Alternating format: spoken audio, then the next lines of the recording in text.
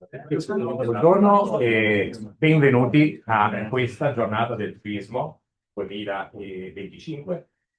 La giornata del turismo è una giornata organizzata ogni anno da Unione Camere Veneto per fare una serie di cose, raccontare quelle che sono le attività svolte grazie al Fondo Perequativo per il turismo, essere effettivamente un momento anche di confronto e di incontro con gli operatori e istituzioni del Veneto e raccontare anche quelle che sono le attività in collaborazione, proprio in collaborazione con la Regione, proprio per sostenere il turismo veneto in diverse forme, in diverse modalità.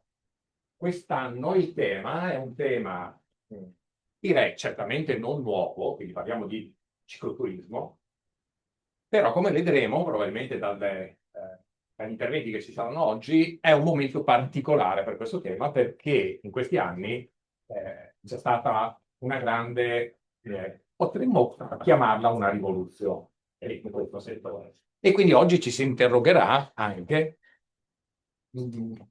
su che cosa vuol dire parlare in questo momento di cicloturismo, qual è il contesto che possiamo considerare e ovviamente parlando di settore turistico, come il settore turistico può anche in previsione futura organizzarsi e orientarsi per rispondere a quelle che sono le sfide di mercato.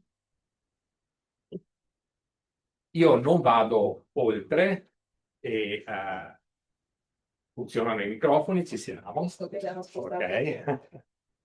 E lascio la parola a Valentina Montesarchio, segretario generale di Unione Camere Veneto, per i saluti istituzionali e per raccontarci quelle che sono le attività svolte nel 2025 con il Fondo Perequativo per il Turismo.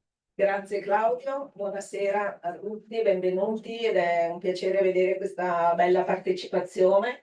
Io vi porto il saluto del Presidente Santocono, che è il Presidente di una Camere del Veneto e di la Camera di Commercio di Padova. In origine doveva essere qui con noi, ma siccome è anche un imprenditore ha avuto un impegno in azienda e quindi mi ha chiesto di portare il suo saluto innanzitutto a tutti gli operatori del turismo e gli operatori delle organizzazioni di gestione delle destinazioni, ai colleghi della regione che sono qui in forza e per tutti saluto Stefano Sisto. E voi sapete che noi con la Regione del Veneto abbiamo una collaborazione consolidata, siamo un partner delle strategie di elaborazione della progettazione delle strategie di sviluppo del turismo veneto e della loro attuazione. Come lo facciamo? Lo facciamo attraverso l'Osservatorio Turistico Federato, che voi conoscete sicuramente, per promuovere la diffusione della cultura del dato, lo facciamo con la promozione del marchio Veneto nell'End of Venice, lo facciamo con il supporto, insieme ovviamente alla Regione, il dialogo con le organizzazioni di gestione delle destinazioni per aiutarle ad evolvere verso veramente delle realtà che possano gestire tutti gli aspetti della accoglienza e tutti gli aspetti di una destinazione. È un percorso che a tratti ci sembra complicato, sicuramente non facilissimo, ma è il percorso, è la strada. Se vogliamo che il turismo, che sappiamo essere per il Veneto una risorsa primaria, continui ad essere, dobbiamo agire con una gestione partecipata e condivisa. E quindi cosa dobbiamo fare? Innanzitutto preservare la qualità e tutelare le destinazioni che sono più conosciute, più partecipate, al tempo stesso valorizzare le destinazioni meno note. Ed ecco il focus dell'incontro di oggi, il cicloturismo, che è uno dei focus del progetto del Fondo Perequativo, del quale poi vi farò due parole. Cicloturismo è appunto un turismo che ci permette, come dicevo prima a qualcuno, proprio di valorizzare le destinazioni meno note, meno conosciute. È un turismo per definizione sostenibile, un turismo che è aperto al coinvolgimento dei territori, alla destagionalizzazione e quindi che per noi è già da tempo nel nostro mirino d'azione. Infatti in questi anni, anche con la collaborazione di Venice Promex abbiamo sviluppato diverse iniziative di promozione, focus, eventi sul cicloturismo e quindi è un motivo di particolare soddisfazione. Poi su questo interverrà il dottor Sisto. La notizia della fiera del cicloturismo in Veneto, che faccio solo questo passaggio, è naturalmente frutto di un lavoro di squadra tra Regione, tra Comune di Padova, Camera di Commercio e Sistema Camerale e naturalmente Fiera di Padova. Proprio perché siamo questo partner della Regione, siamo convinti che la strada della gestione partecipata e condivisa sia l'unica da percorrere, abbiamo sempre scelto di orientare le azioni del principale strumento del sistema camerale a sostegno del turismo, ma anche di altre linee di sviluppo del sistema veneto, di orientarlo in maniera funzionale alle direttrici di sviluppo del piano strategico del turismo veneto.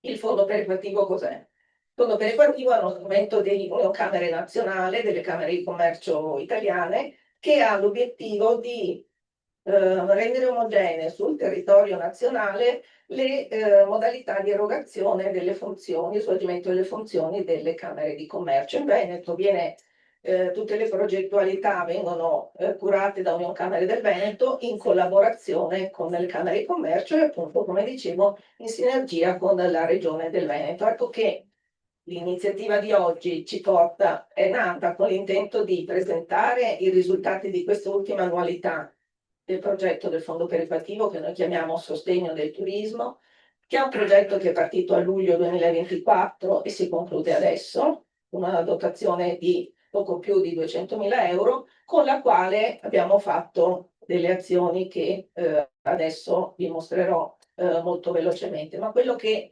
mi interessa di nuovo sottolineare che noi abbiamo voluto, e questo lo facciamo sempre con la Regione, da un lato lavorare sulla osservazione economica, quindi dare agli operatori degli strumenti di analisi, di lettura del dato, e qui ringrazio ISNART, che è l'altro autore di questo progetto del Fondo Perequativo. ISNART è l'Istituto Nazionale di Ricerche Turistiche, una società del sistema camerale che lavora con noi nel progetto del fondo perequativo, ma che lavora anche con la regione e vedrete poi l'altro focus del progetto di quest'anno è stato quello sul turismo termale, del quale ci siamo fatti noi promotori a livello nazionale. È diventata una priorità del sistema nazionale, una Camera nazionale che ha creato anche un tavolo di lavoro nel quale partecipa Stefano Marchioro e grazie appunto alla sua competenza siamo un attore centrale. Quindi ISNAT assieme appunto noi alla regione e dall'altra parte tutto un asse relativo alla formazione.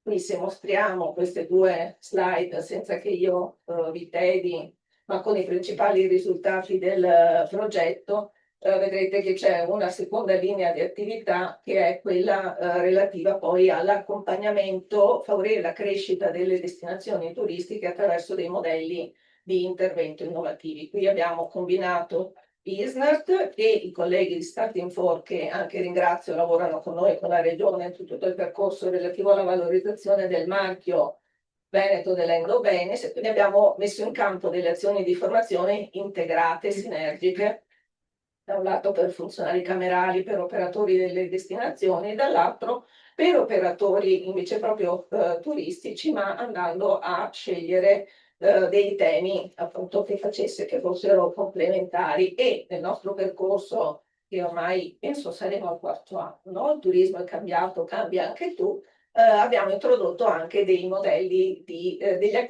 percorsi di accompagnamento, di coaching alle imprese. Ecco, questo velocemente per dire cosa, che nel 2026 noi proseguiremo su questa strada, proseguiremo insieme alla Regione e gli altri attori istituzionali che vi ho indicato, vi ho presentato. Un ringraziamento a tutti anche gli operatori e i relatori della tavola rotonda che interverranno per raccontare le best practice del cicloturismo. Sono anche molto interessanti e appunto uno strumento di crescita, e quindi buon lavoro a tutti quanti voi.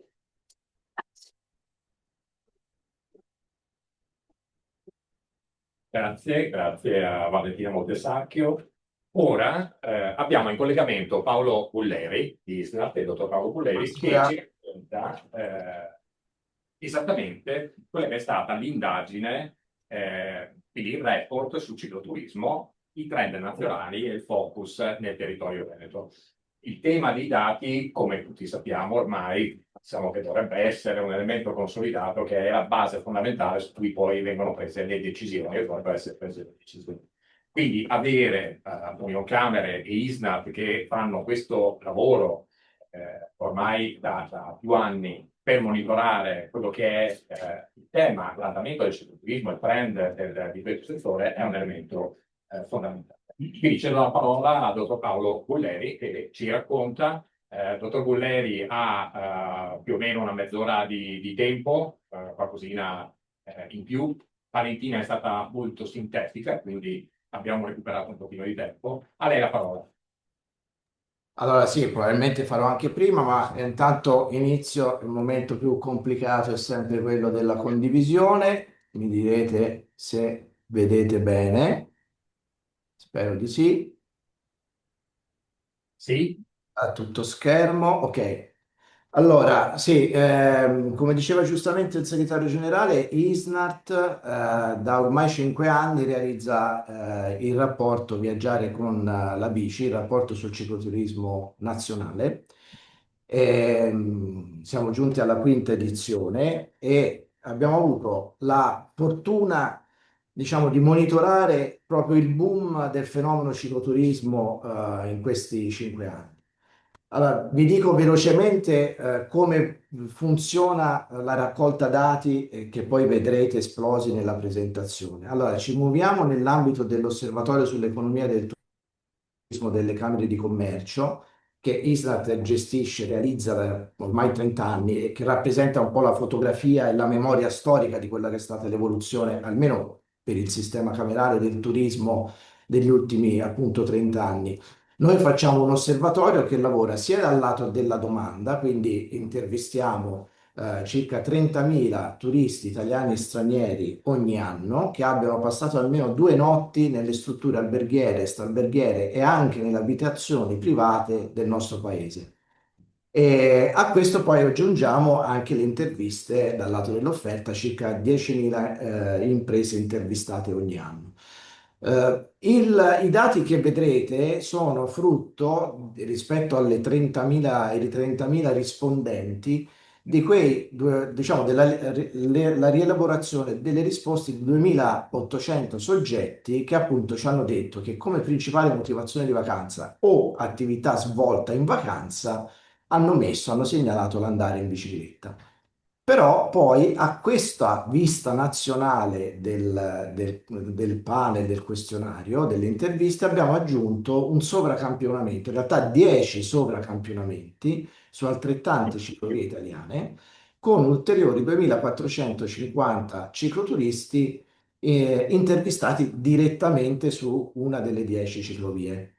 E quindi per quanto riguarda il Veneto, poi vedrete quindi questo spaccato di campione e come risponde. Il totale complessivo quindi sono 5.000 cicloturisti, tra quelli intervistati a livello nazionale e quelli poi invece direttamente sulle ciclovie, che comincia a essere, diciamo, un panel abbastanza, un campionamento abbastanza rilevante.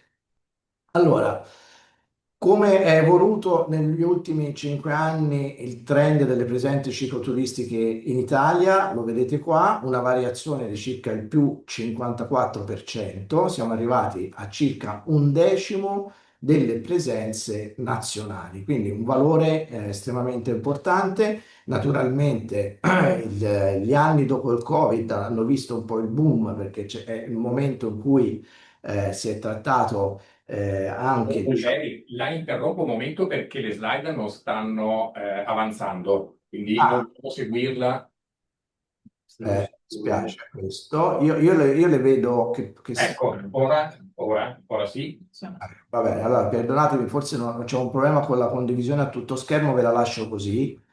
Allora, torno un attimo indietro, questo è gli aspetti metodologici della ricerca, ve li ho detti, quindi un totale di circa 5.000 cicloturisti, tra quelli a livello nazionale e quello sulle 10 ciclovie. Quindi il trend di come sono andate aumentando le presenze negli ultimi 4 anni, vedete circa il 10% delle presenze totali. Essenzialmente la motivazione sport è al quinto, quindi non solo il cicloturismo, ma quelli che hanno come l'attività sportiva plein air come prima motivazione di vacanza è ormai al quinto posto tra quelle che ci vengono segnalate a livello nazionale. Sono 89 milioni di presenze e naturalmente, come vedete, il boost è arrivato subito dopo il Covid, quando naturalmente il distanziamento, la necessità, anche la voglia dopo la chiusura di riscoprire l'ambiente e il plein air ha fatto da volano al fenomeno. Conseguentemente aumentano i numeri di presenze, non può non aumentare anche l'impatto economico dei cicloturisti sul territorio nazionale. Anche qui c'è stata una crescita esponenziale, parliamo di quasi 10 miliardi di spese sul territorio direttamente effettuate dai cicloturisti. Questi sono tutti dati dell'ultimo rapporto, quindi sono dati che traguardano al 2024, ma diciamo dal nostro monitoraggio vediamo che questi dati troveranno conferma anche per quest'anno e sono quelli che poi andremo a presentare a Padova a marzo nella sesta edizione del rapporto, che appunto aggiornerà queste informazioni. Naturalmente, poi vedremo anche il discorso delle spese tanto a livello nazionale quanto a livello territoriale. Allora, essenzialmente qui è un tipo di cicloturismo che conferma quello che è il trend di maggior spesa, che è quello nazionale, dei turisti stranieri, tanto per l'alloggio quanto per le altre spese a destinazione, rispetto agli italiani. Ma qui a me colpisce molto questo dato del 132 euro di spesa giornaliera, perché è il doppio della spesa media di un cicloturista italiano ed è ulteriormente in crescita rispetto all'anno precedente. Questo perché lo sottolineo? Perché è profondamente vero che se il turista, cicloturista, è generalmente considerato un millennial target più alto spendente della media di altre tipologie di turismo, questo è particolarmente vero per la componente straniera della domanda che appunto risulta poi con alcune varianze, diciamo, da territorio a territorio, ma risulta sempre particolarmente affluente e quindi un target a cui puntare per un territorio. Allora, qui naturalmente, ora se dalla platea avrete piacere di inquadrare questo QR code, vi potrete in automatico scaricare il rapporto di quest'anno, che naturalmente abbiamo fatto come sempre in co-branding, in collaborazione con Legambiente e anche con The Economist, che poi sono gli organizzatori della fiera sul cicloturismo nella nuova edizione a Padova. Nel rapporto, appunto, come vi dicevo, troverete sia i 10 approfondimenti derivati dai 10 sovracampionamenti regionali, una serie di confronti tra le diverse ciclovie, perché effettivamente ci sono alcune varianze tra la domanda nelle diverse regioni e sulle diverse ciclovie, in termini, per esempio, di durata di permanenza, di capacità di spesa. Quindi insomma, è anche interessante poi andare a vedere un po' come varia nel territorio italiano il fenomeno. Noi sappiamo bene che è un fenomeno che storicamente nasce in Toscana, nel nord-est e poi piano piano in Emilia-Romagna, in Veneto e poi piano piano appunto si è andato allargando, ma ci sono adesso anche dei casi virtuosi estremamente interessanti. Io cito sempre la Sicilia e la Calabria, perché in particolare nelle aree interne di queste due regioni sono state fatte investimenti importanti che hanno effettivamente dato un boost di sviluppo di quei territori. Eh, Passiamo questo è il quadro dei 10 sovracampionamenti regionali e quindi in particolare noi vedremo i dati rilevati lungo la ciclovia Garda-Venezia. Quindi cominciamo a dire qual è il profilo del cicloturista che abbiamo rilevato lungo la Garda Venezia. Sicuramente è un cicloturista di sesso maschile, ancora più della media italiana che è già fortemente orientata a un'utenza maschile.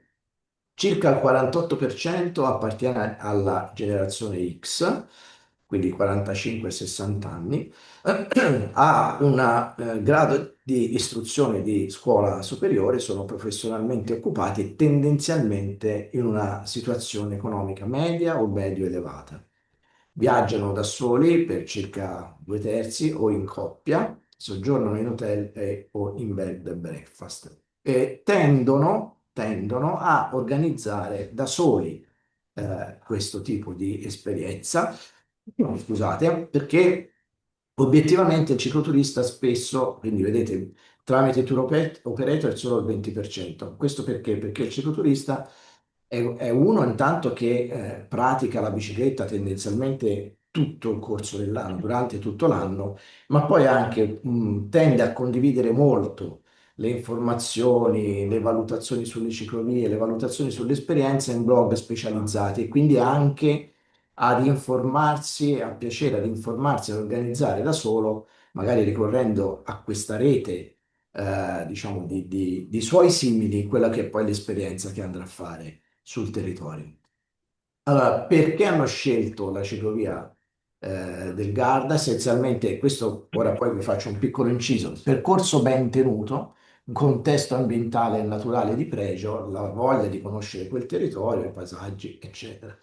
Questo elemento del percorso ben tenuto è sempre fondamentale. Ora so che voi in Veneto avete come dire, un modello di gestione che è sicuramente di qualità, ma io dico spesso in questi eventi, anche in altre regioni, che spesso le amministrazioni si concentrano sul momento in cui realizzano l'infrastruttura e perdono un po' di vista il modello di governance, di manutenzione di quella infrastruttura, che è altrettanto importante perché il cicloturista per definizione è qualcuno che vuole viaggiare, vuole fare l'esperienza di cicloturismo in sicurezza e quindi che non ci siano erbacce, che non ci siano alberi, che non tagliati, caduti, che non ci siano buche, è qualcosa che va messo in attenzione altrettanto a quello che è l'investimento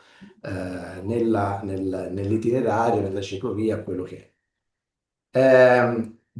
Altra considerazione che si fa spesso, che ormai è diventata banale, il cicloturista non è uno che va solo in bicicletta, ma anzi è un attivatore di tanti turismi diversi.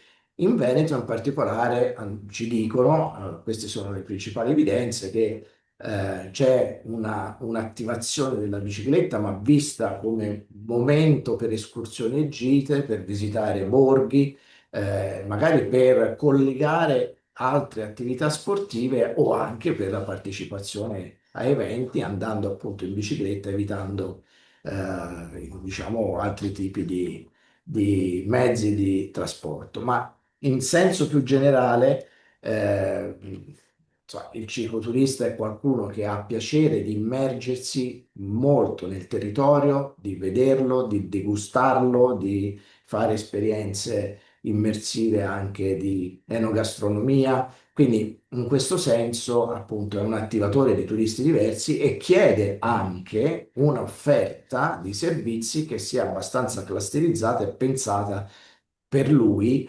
pur con, come dire, attraverso una pluralità di prodotti. E ancora, e qui, anche qui mi soffermo un attimo. Il giudizio dei cicloturisti che hanno soggiornato in Veneto, quindi l'esperienza complessiva, come vedete, è estremamente positiva. 8,3 su 10 il voto, che è superiore a quella che è la media della valutazione dei cicloturisti in Italia. e sono tutti valori, come vedete, essenzialmente superiori alla media di 8.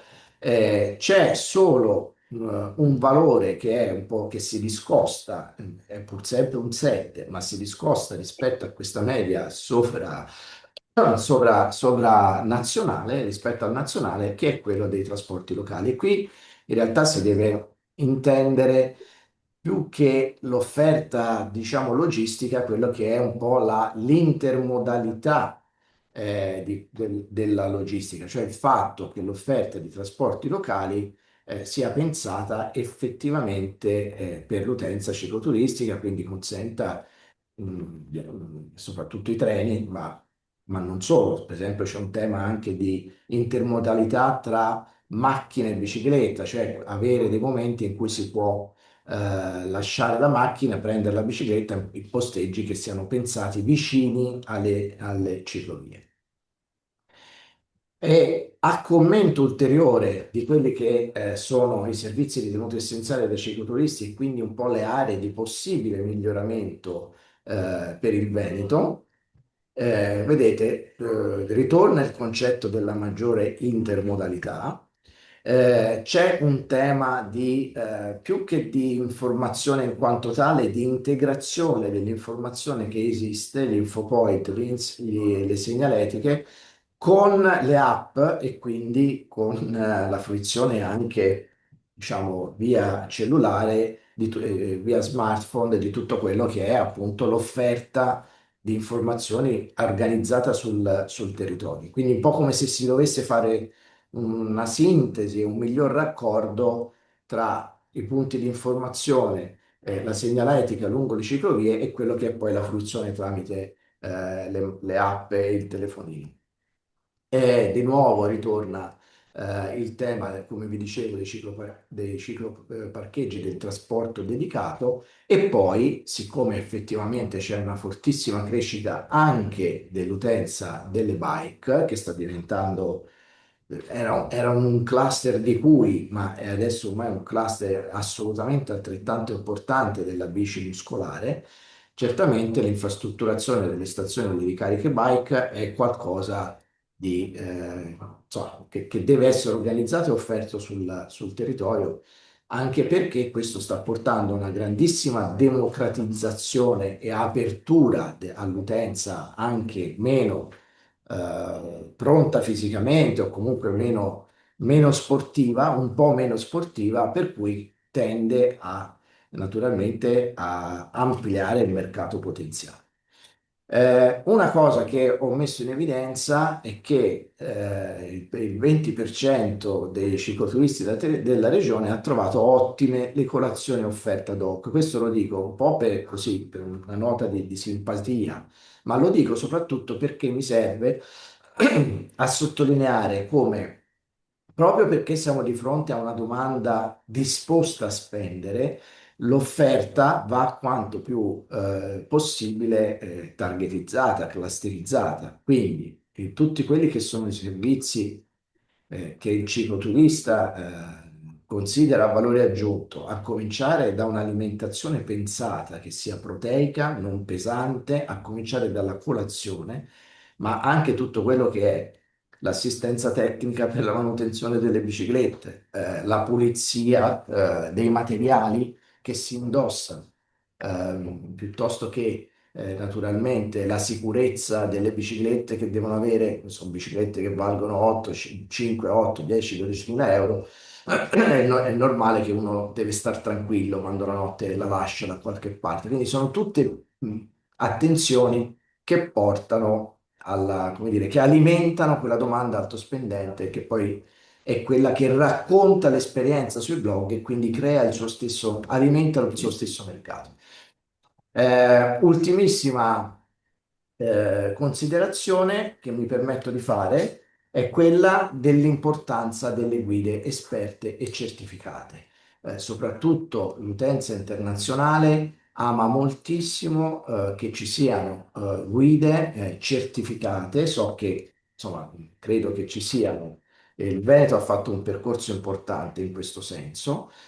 Ma perché la guida specializzata è un momento di racconto del territorio, è il momento, ha questo compito, cioè anche di appunto raccontare le sue eccellenze, oltre a quello che è l'accompagnamento tecnico, l'assistenza tecnica se c'è bisogno, come dire, la condivisione di qualche dritta sull'alimentazione piuttosto che sui i punti particolarmente importanti per quest'utenza. Pensate a tutte alle montagne, alle grandi salite che sono legate al mito del Giro d'Italia. Ma non è solo quello, è un soggetto che racconta il territorio, racconta le eccellenze del territorio con la sensibilità verso l'utenza particolare. Quindi su questo io ci tengo a sottolineare che è un elemento che, se presente di qualità, cioè persone che hanno in qualche modo approfondito e studiato per fare esattamente questo tipo, offrire esattamente questo tipo di servizio, sicuramente è qualcosa che poi l'utenza apprezza particolarmente. Vi ringrazio, naturalmente do l'appuntamento a Padova, marzo, credo sia fine marzo, per la presentazione della nuova edizione del rapporto, la sesta. Grazie.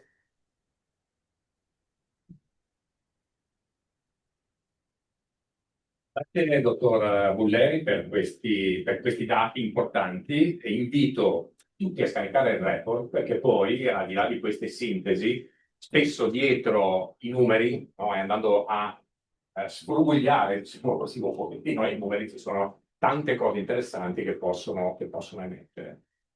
Ora chiamo al tavolo il dottor Stefano Sisto, direttore della Direzione Generale Turismo e Marketing Territoriale, e il dottor Diego Gallo, specialista ADNI dopo, quindi vai a seguire, va bene. Ti chiamo dopo, ti presento dopo. Lascio la parola al dottor Diego Gallo. Adesso vediamo dalla regia come ci assistono con le slide. Devo cercare di utilizzare il microfono, poi posso Sì. assolutamente parlare.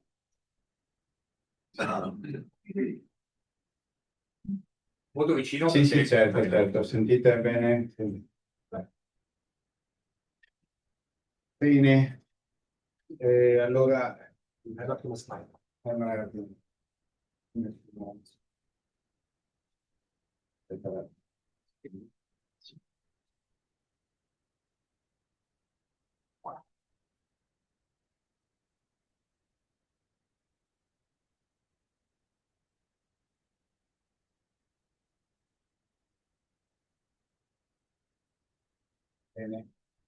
Questo è un intervento un po' in tandem, che così esaurisce un po' il ruolo dal punto di vista strategico, operativo, del sostegno al settore della regione del Veneto, insieme.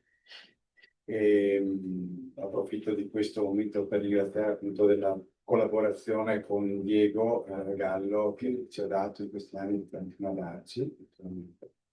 Per prima cosa comunque porto a tutti il saluto della regione, dell'assessore Caner, che oggi non è potuto essere più presente, e porto il mio personale saluto a tutti a Uniuncamere, ringraziando per aver organizzato questo importante e interessante momento di confronto sul cicloturismo, e Camere di Commercio, destinazioni, tutti gli operatori qui presenti, che adesso non nomino uno per uno, ma vedo che c'è una importante e validissima rappresentanza di tutti degli stakeholder, ecco, pubblici e privati, che sono interessati al cicloturismo.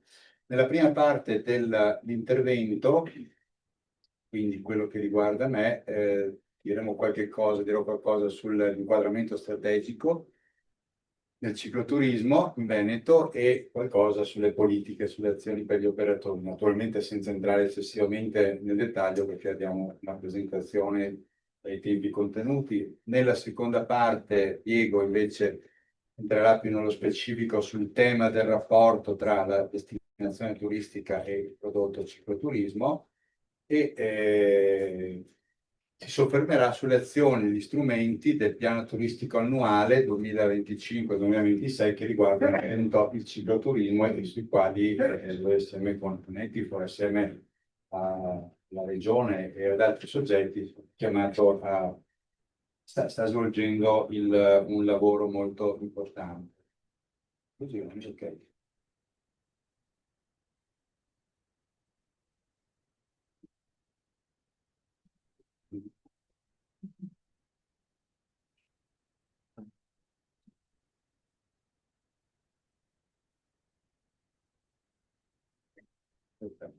Allora, inquadramento strategico. Quando parliamo di cicloturismo dobbiamo considerare appunto che si tratta di turismo in bicicletta, ma abbiamo una componente che è legata a un aspetto più infrastrutturale, appunto il ciclo della parola turismo, cicloturismo, e invece la gestione, ciò che si fa attraverso la bicicletta dal punto di vista turistico. Quali sono i soggetti che interagiscono con questa strategia complessiva concretamente? A livello regionale, per quanto riguarda gli aspetti di carattere infrastrutturale, abbiamo un ruolo primario svolto dalla Direzione Infrastrutture e Trasporti della Regione, che definisce la pianificazione strategica delle ciclabili. È di questi anni l'approvazione del piano, di quella parte del piano di trasporti che riguarda anche il piano della ciclabilità e anche la concreta realizzazione delle ciclovie sia nazionali che regionali attraverso il supporto operativo di Veneto Strade. Naturalmente ciò si raccorda con l'attività che svolgono le province e le città metropolitane che hanno un ambito di interesse invece soprattutto per quanto riguarda le ciclovie locali. Dove interviene il turismo e la direzione turismo che qui rappresento? Soprattutto nella parte relativa alla pianificazione strategica, alla governance, alla definizione del prodotto e alla sua promozione. Questo riguarda il cicloturismo naturalmente, così come gli altri prodotti turistici, sia quelli maturi consolidati, sia quelli, diciamo, in espansione, quindi ad esempio tutta la gamma dei vari prodotti turismo slow. Anche attraverso la messa a punto, sempre più oggi, di strumenti digitali e naturalmente tutti gli strumenti legati alla comunicazione, alla promozione, dagli strumenti editoriali, alle relazioni pubbliche, alla partecipazione alle fiere, all'approntamento anche della segnaletica per il cicloturismo leisure. Un rapporto stretto alla direzione turismo, quindi la regione come ente ce l'ha con le destinazioni turistiche, che sono i soggetti che invece governano localmente le destinazioni, andando a occuparsi del design del prodotto turistico e della gestione effettiva del prodotto, e un forte rapporto, diciamo, consolidato, e quella di oggi ne è una validissima testimonianza, tra la regione, in particolar modo con la direzione turismo, ma non solo, e Union Camere, le Camere di Commercio del Veneto, con cui sono in corso e si stanno sviluppando importanti progetti che non riguardano solamente il cicloturismo, riguardano il marchio generale e più il marchio regionale e più in generale, insomma, la governance del turismo. Infine, l'ultimo anello della catena, quello, diciamo, se vogliamo, più innovativo, non ancora completato, che riguarda appunto il tema della gestione delle ciclovie attraverso i soggetti gestori, che sono una figura istituzionale che è stata prevista dalla legge 35 del 2019. Diciamo, la strategia, la filosofia del cicloturismo è comunque contenuta all'interno della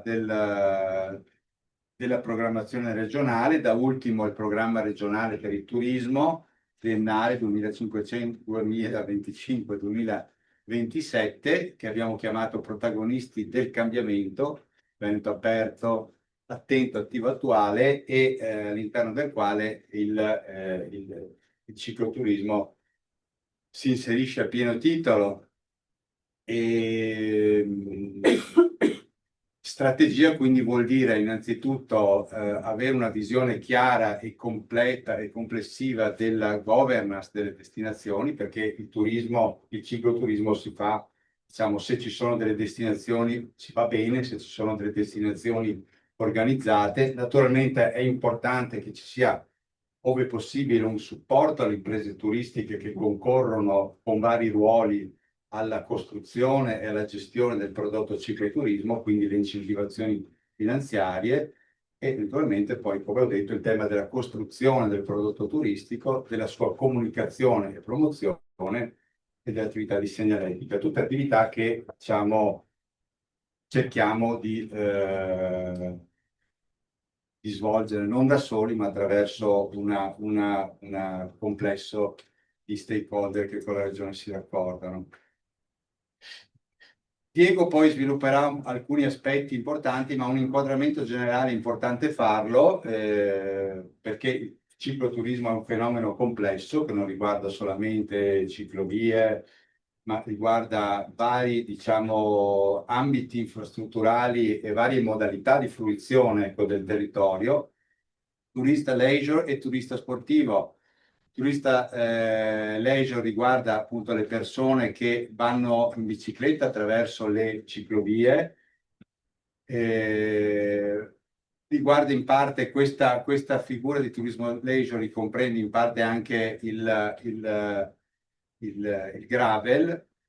Dall'altra parte, non in contrapposizione, ma sicuramente ad integrazione, perché poi lo stesso turista può rivestire anche, il cicloturista può rivestire anche vari ruoli, il cicloturista sportiva, quindi sportivo, persone che corrono in bicicletta, non semplicemente vanno, e che quindi interessa l'ambito del turismo su strada, alla ricerca delle emozioni, delle salite del Giro d'Italia, ad esempio, e la mountain bike che appunto si svolge in un ambito territoriale totalmente particolare, con necessità anche particolari. Questo porta naturalmente anche a delle esigenze diverse sul piano infrastrutturale, della promozione, della gestione, perché il turismo leisure, che in base ai dati ISNAT che sono stati prima riassunti, riguarda il 3/4 del mercato, quindi diciamo è il mercato, se vogliamo, attualmente più importante, necessita di ciclovie che siano segnalate e asfaltate, possibilmente su sede propria, prevede escursioni e itinerari già definiti, quindi definiti e segnalati, prevede il supporto di strumenti sia digitali che cartacei, e poi una serie di servizi di supporto che comprendono tour operator, guide noleggi. Il grave invece, diciamo, richiede percorsi, si fa su percorsi sterrati misti, non sono escursioni itinerari, ma sono viaggi programmati autonomamente.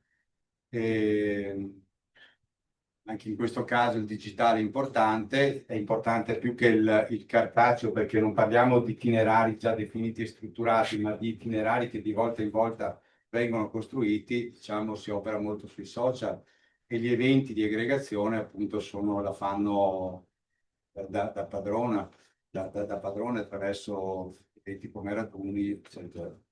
Ecco, mentre il turismo sportivo, che rappresenta invece il 25% restante del mercato, ha delle esigenze appunto strutturali tutte sue. Nel caso del turismo su strade asfaltate, per lo più salita, sì, salita e anche discesa, percorsi molto lunghi, quindi una sfida sportiva più che, diciamo, un turismo di spostamento e di fruizione del paesaggio. Così come i percorsi, la mountain bike necessita naturalmente di percorsi sterrati, ma anche di esperienze e di strutture come il bike park, che devono essere gestiti in maniera specifica. Quindi vedete come attraverso queste quattro tipologie di fruizione si definisce un quadro che è molto complesso, per cui non è più possibile parlare di cicloturismo, ma di cicloturismi, ognuno con le varie diverse esigenze, sia strutturali, sia gestionali, sia di comunicazione. E per non parlare poi, qui non ne parliamo, ma si è già detto il ruolo poi dell'e-bike, della bicicletta elettrica, come possibilità, diciamo, di aggregazione di ulteriori pubblici che diversamente non potrebbero, diciamo, godere del fenomeno cicloturistico. Qui abbiamo una panoramica complessiva non di tutto quello che c'è in Veneto, perché poi il Veneto in bicicletta è di più di questi itinerari ed escursioni, ma sono quelli che sono itinerari ed escursioni codificati nel sistema della rete escursionistica veneta, che è, diciamo, la base un po' della nostra del cicloturismo leisure, su cui sono stati anche fatti parecchi investimenti in termini di segnaletica, manutenzione e così via, ed è naturalmente in forte espansione. Qui tra l'altro vedete come alcuni itinerari che sono nominati come ad esempio l'itinerario 3, che è la Via del Mare, sulla base della nomenclatura della rete escursionistica veneta, qui assume un nome più mirato sotto il profilo turistico, perché Mantova, Venezia e Trieste sono esattamente, diciamo, i poli di partenza e di arrivo di quello che è un itinerario fruito e venduto anche a livello commerciale come tale, ecco. Così come Bolzano Venezia e non Cortina Venezia, perché comunque si inserisce all'interno di una tratta di collegamento più ampia che anzi, porta dal mercato di lingua tedesca, Austria, Germania, verso il Veneto. E poi invece il turismo sportivo, che quindi non ha degli itinerari definiti, ma ha, diciamo, delle, delle esigenze, degli ambiti di percorso che sono propri e che vengono, diciamo, gestiti oggi attraverso dei tour planning, degli strumenti digitali, sempre di più. Comunque passiamo un po', quindi la segnaletica è fondamentale, ma è fondamentale soprattutto per il cicloturismo leisure. Qui è stato fatto un grosso sforzo dalla regione a partire dal 2010 in poi. Nel 2018 c'è stata poi una modifica, una omogenizzazione della segnaletica, che oggi è quella che poi trovate in giro per il Veneto, e che attraverso la collaborazione con Veneto Strade si sta portando a compimento su tutte le escursioni, su tutti gli itinerari. Passiamo, adesso vado un po' veloce perché non mi soffermo, quindi sono strumenti digitali, in primis Veneto Outdoor, ma anche il portale regionale veneto.eu, che adesso diciamo, sta per uscire nella sua versione nuova e revisionata. Strumenti editoriali, anche questi nuovi, di nuova concezione, come dirà meglio Diego, che sono fatti appunto per una fruizione migliore dei percorsi e che mettono in collegamento anche percorsi tra di loro. Queste sono carte a strappo. E naturalmente l'attività di promozione che svolgiamo a livello nazionale, a livello europeo.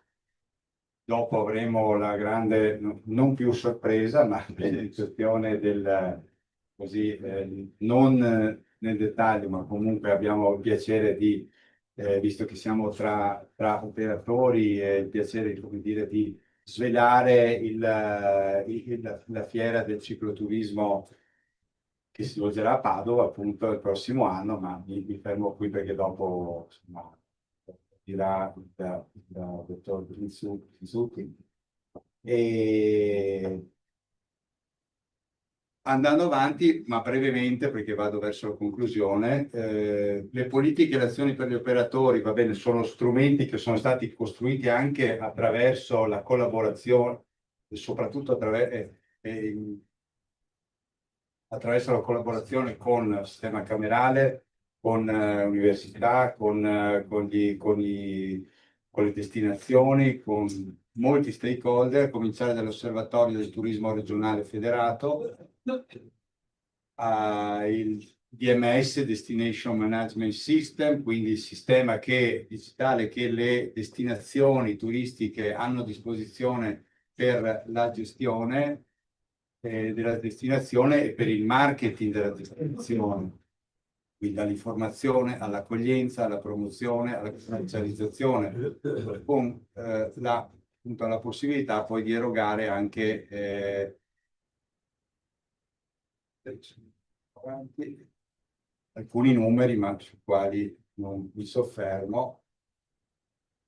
Esperienze prenotabili, strutture ricettive, operatori OGT e IAT, quindi un mondo molto importante e complesso al servizio degli operatori turistici per migliorare la fruizione dell'esperienza turistica, a cominciare appunto, visto che oggi ne parliamo, dell'esperienza cicloturistica.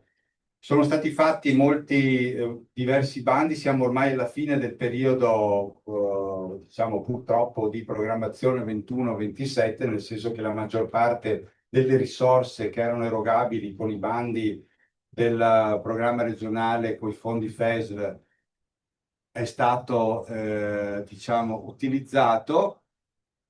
Andiamo avanti, però ecco, è importante dire che ci saranno ulteriori 2 bandi che potranno portare, diciamo, giovamento al sistema cicloturistico, quindi i bandi della misura 139 per la costituzione e lo sviluppo di reti di imprese, perché poi il cicloturismo si fa attraverso un'azione pubblica, ma soprattutto anche l'azione svolta dagli operatori privati attraverso le loro aggregazioni.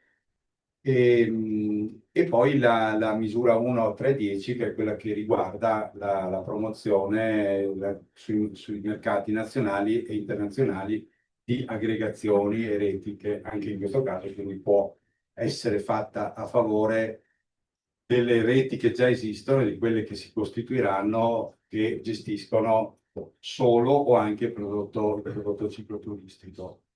L'ultimo flash su quella che è la legge, non dico la legge quadro, ma insomma una legge importante per il cicloturismo del 2019, che ha definito una serie, diciamo, di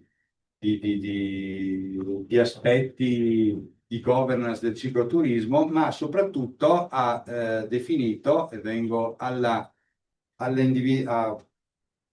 a definire, penso per la prima volta, come prima regione in Italia, poi so che altre leggi che riguardano il cicloturismo o i cammini hanno introdotto questa figura di soggetto gestore, ma i soggetti gestori, ecco, li troviamo nella legge sul cicloturismo e sono un'intuizione importante, anche se ancora in divenire, perché sono soggetti a cui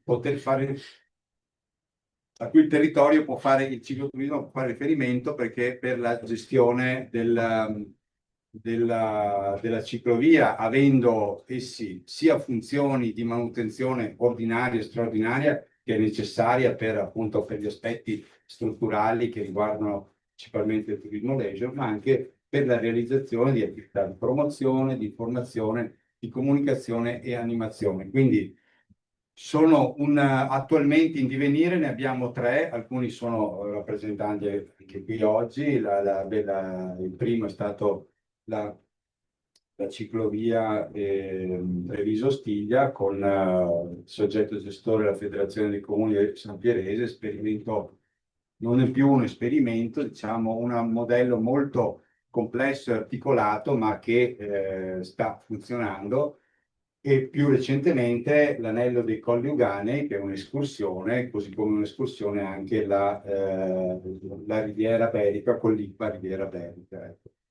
Quindi confidiamo che anche attraverso strumenti di incentivazione e miglioramento del rapporto con le destinazioni possa estendersi anche il modello dei soggetti gestori anche alle altre aree ciclovie del territorio, particolarmente per quelle più complesse, che quindi necessitano di un fortissimo grado di interazione fra tutti i soggetti che ne fanno parte. Pensiamo ad esempio all'ipotesi della cosiddetta Monaco-Venezia o Itinerari 4 Bolzano-Venezia, come è stata Dolomiti-Venezia, tanti nomi per definire comunque l'asse che collega le Dolomiti a Venezia, che riguarda 3 province con tutte le sue complessità, tantissimi operatori, ambienti diversi, dalla pianura sotto il livello del mare alle Dolomiti, e quindi diciamo anche lì il grado di complessità è elevato, però si sta lavorando per trovare un soggetto gestore attraverso un modello sperimentale molto, molto importante e suggestivo. Mi fermo qui e lascio spazio a Diego per la parte, diciamo, per la seconda parte dell'intervento dell'autore. Grazie a tutti.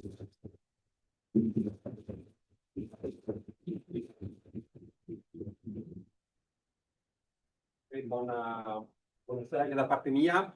Mi sono chiesto prima la parola perché da diverse stagioni che in collaborazione sono dei colleghi e che abbiamo l'opportunità di portare avanti una strategia di sviluppo del cicloturismo che ha nel rapporto destinazione del prodotto il suo perno.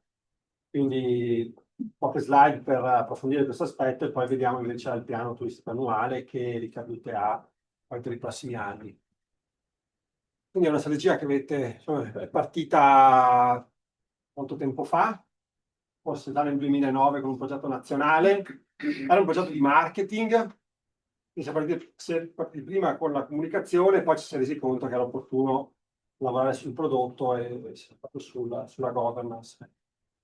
Ed è stato un campo di prova, un banco di prova importante per la nostra regione, perché ci ha dato la possibilità di testare la governance multilivello tra regione, territori organizzati, territori vicini, cioè fare turismo con appunto una governance di questo tipo qui.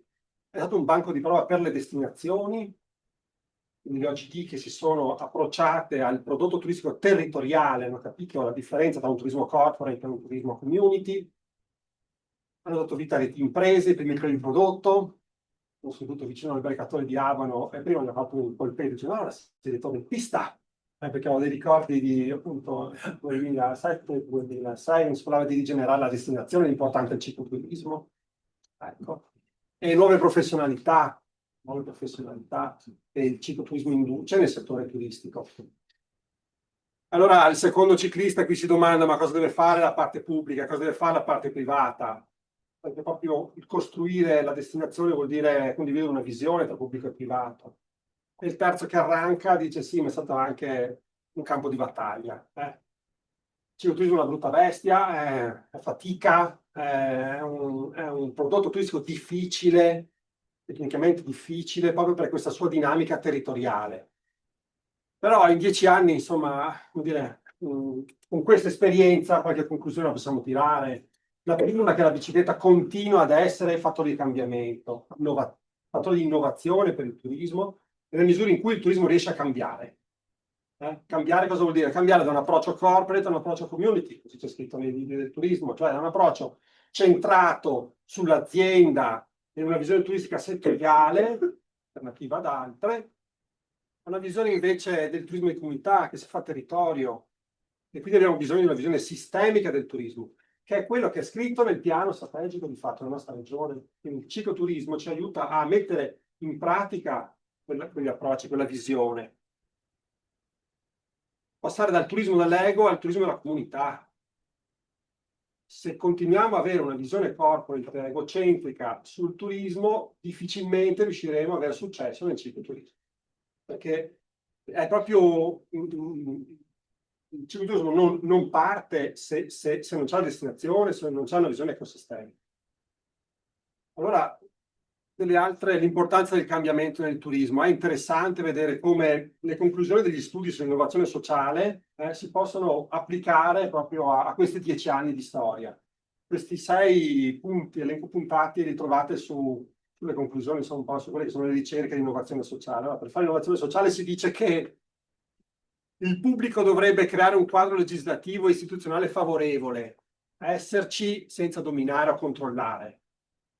La nostra legge quadro regionale ha questo approccio qui. È un invito la parte pubblica invita il sistema a cooperare. La parte pubblica deve creare le infrastrutture idonee, garantire la gestione e la manutenzione. Concordo anch'io con la riflessione fatta da ISNAP, quando si dice, 10 anni fa il nostro ritornello era dobbiamo fare le piste ciclabili. Oggi invece diciamo dobbiamo gestire le piste ciclabili. Guardate, abbiamo 800 km di piste ciclabili in Veneto, in sede propria. in gran parte con livelli qualitativi molto elevati, in altre parti sicuramente migliorabili, però dobbiamo avere anche la consapevolezza di avere un patrimonio di infrastrutture importante. Poi l'infrastruttura di per sé è una strada. Per cicloturismo abbiamo dei prodotti, che è una roba diversa. Sopra la strada ci dobbiamo mettere la sintesi dei servizi che rende l'esperienza più garantita. Di questa roba non sono cose che si autogenerano, vanno pensate, progettate, create, gestite, controllate quotidianamente da persone che la mattina si alzano e fanno quel mestiere lì. Allora il sistema sarà competitivo. E cosa deve fare quindi il privato? Stimolare attitudini e capacità imprenditoriali. Abbiamo bisogno delle imprese. Il Vicentino, tra gli Ugani Iberici, è un'area pazzesca dal punto di vista cicloturistico, una quantità di ciclabili messi in rete, un paesaggio integro, bellissimo, veramente bellissimo, è che manca il profumo turistico. Per chi pedala lì, mancano imprese. La settimana scorsa 20 imprese, grazie a Confartigianato del territorio, sono andate a vedere il Campo San Piero. Stanno già lavorando alla Treviso Studia Fest di maggio.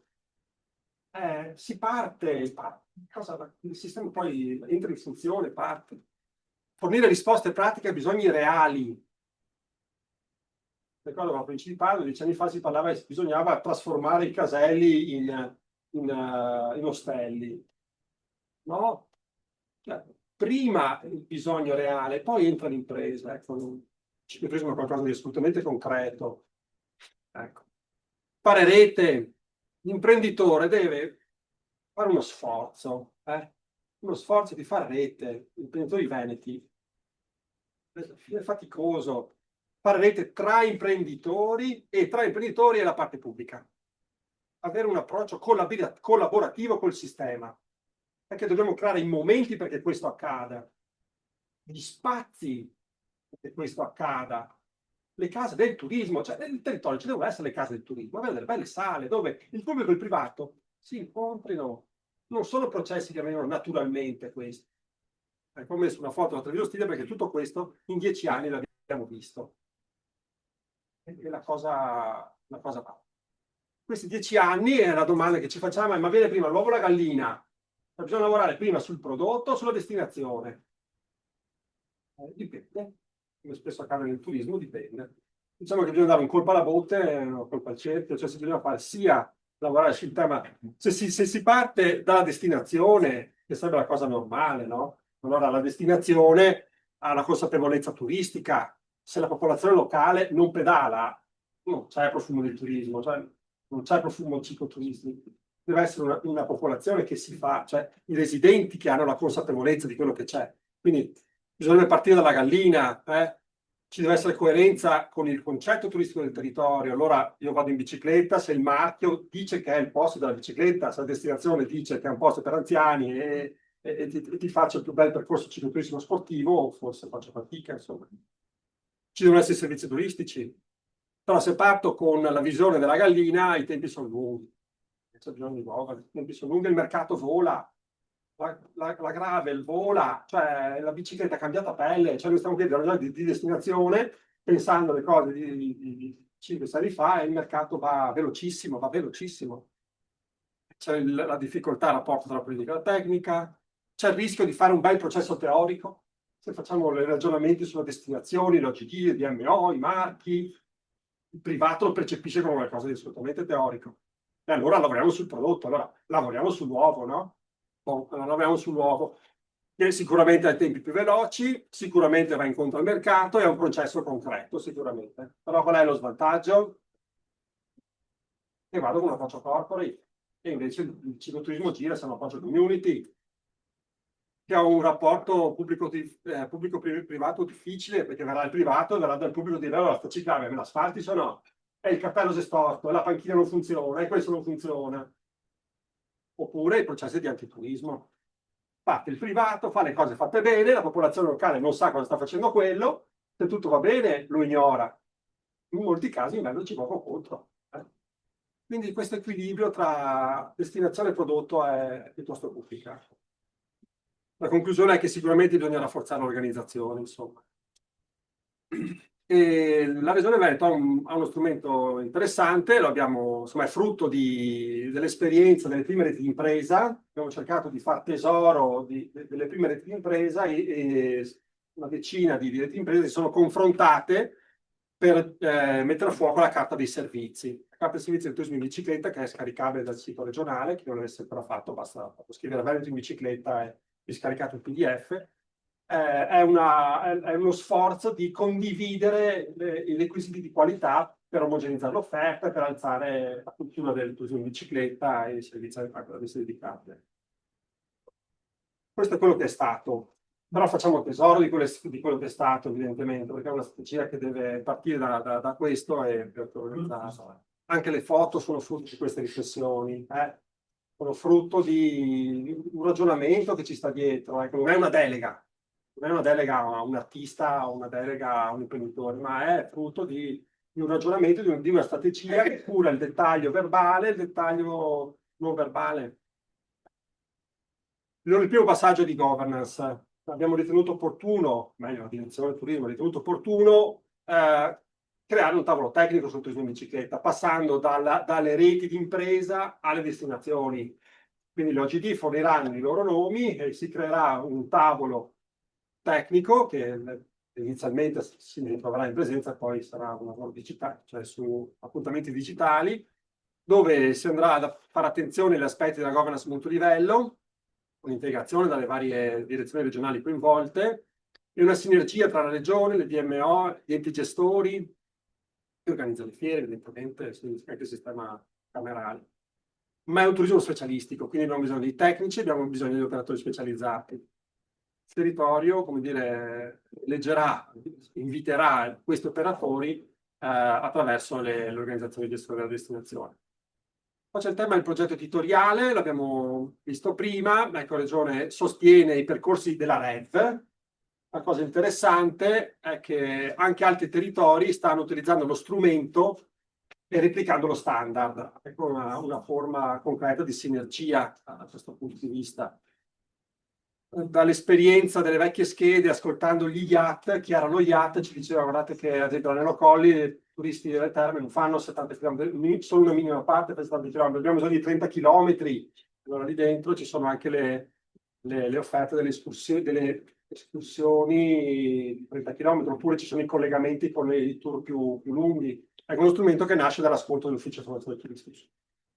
Abbiamo rubato il cartografo da Ferrara, con cui storicamente abbiamo una competizione su chi ci giochiamo insomma, un po' su questa cosa, quindi c'è una cartografia specialistica, le leggende sono quelle di Esther Bauer, copiamo, ok? È uno strumento insomma, che cerca di andare incontro alle esigenze ciclistiche.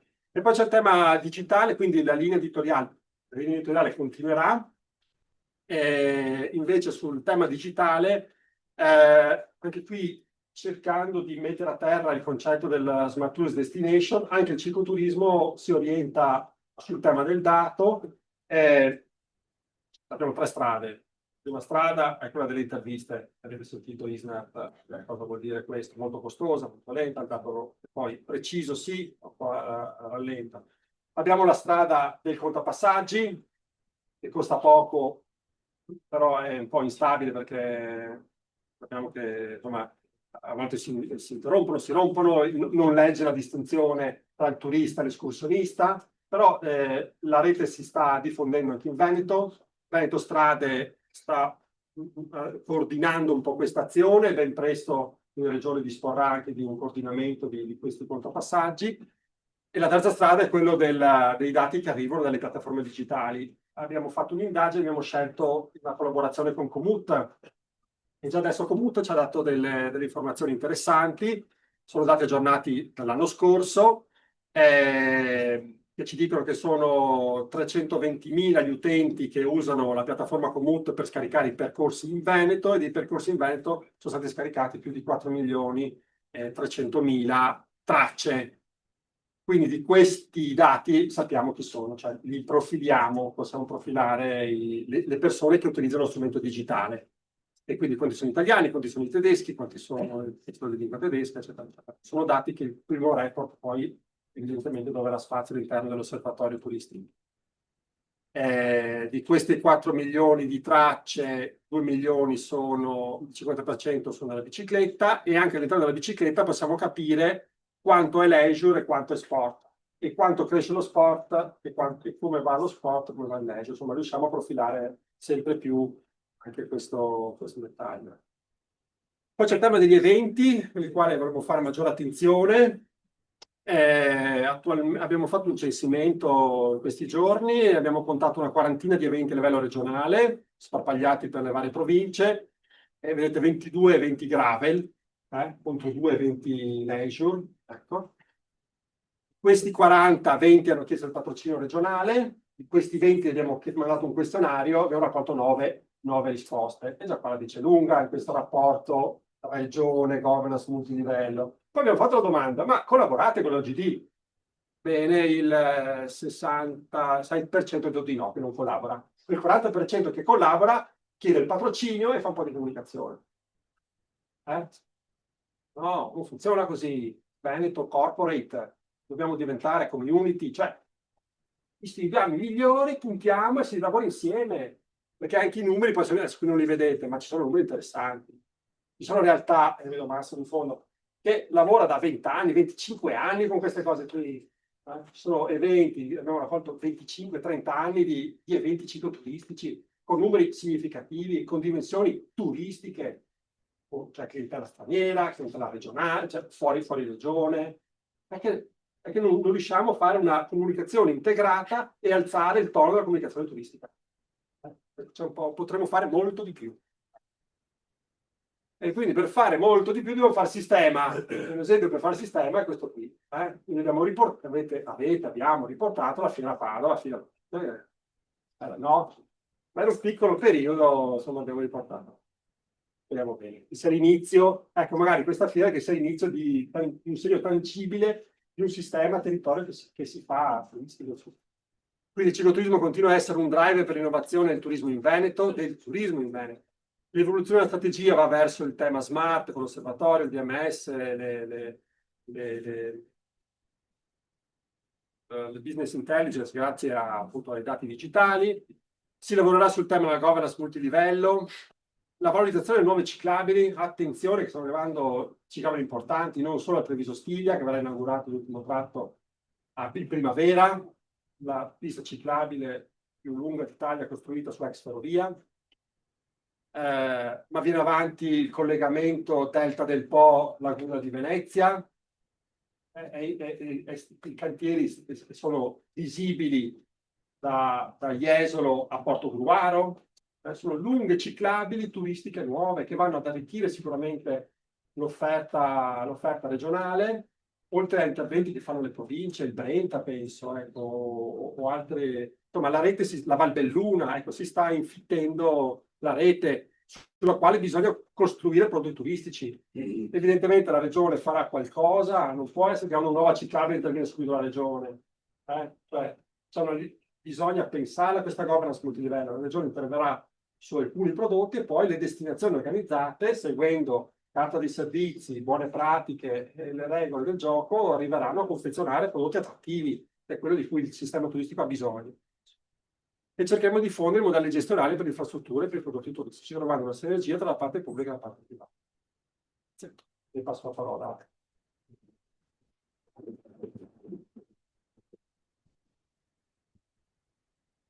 Grazie a dottor Sisto e a Diego Gallo per questi stimoli, credo, fondamentali per quello che è il futuro del cicloturismo. Chiamo il dottor Paolo Pizzuti, fondatore di By Economist, che ci racconterà, dall'alto della sua esperienza ormai importante su tutto il tema del cicloturismo, questa novità che è già stata anticipata.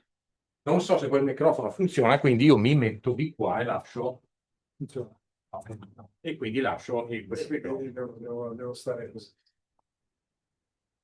Siete tanti? Mi sentite? No. No? Sì. Adesso un po' meglio. Siete tanti. Mi desta un po' di stupore questa cosa, perché è un po' di anni che giro nell'ambito del cicloturismo e sono sempre stato abituato a parlare davanti a quattro gatti, no? E i primi anni mi ricordo che andavo alle fiere del turismo e andavo a chiedere nei vari stand se ci fosse un'offerta cicloturistica. E la risposta che ricevevo era sempre che carino il cicloturisti. No? Sono quelli che mia suocera ha sempre definito i ciclisti con le pulci, perché l'idea che c'è sempre stata, o comunque c'è stata per molto tempo, era quella del turista squattrinato che andava in bicicletta perché non aveva i soldi per permettersi un altro modo di fare la vacanza. Bene, oggi abbiamo una sala piena, c'è gente che si sventola perché evidentemente il sistema di raffreddamento non è abbastanza forte per, come dire, per accogliere tutte queste persone, che è un ottimo segno. Ed è un ottimo segno, ma soprattutto è una cosa, mi viene a dire, più ovvia che potesse succedere in questo momento storico. Perché ci sono una serie di segnali che vengono e che sono assolutamente da tenere in considerazione. Qualche settimana fa ero con un dirigente di una regione italiana del sud Italia e parlavamo di cicloturismo. E chiedevo, ma perché voi investite così tanto sul cicloturismo? E la risposta è stata, come dire, perentoria, che dice che ogni persona, quando mi ha detto che ogni persona che non lascia il proprio paesino e trasforma la casa della nonna in un bed and breakfast per accogliere il cicloturismo, quello è un caso di successo del cicloturismo. Per cui abbiamo territori che si stanno spopolando da un lato, e poi abbiamo città che sono prese d'assedio da turisti. E di oggi la notizia, per esempio, è che i cittadini di Amsterdam hanno deciso di fare causa al proprio comune perché non ne possono più dei turisti. Quindi abbiamo territori che si spopolano e luoghi dove assolutamente vogliamo tenere fuori delle persone.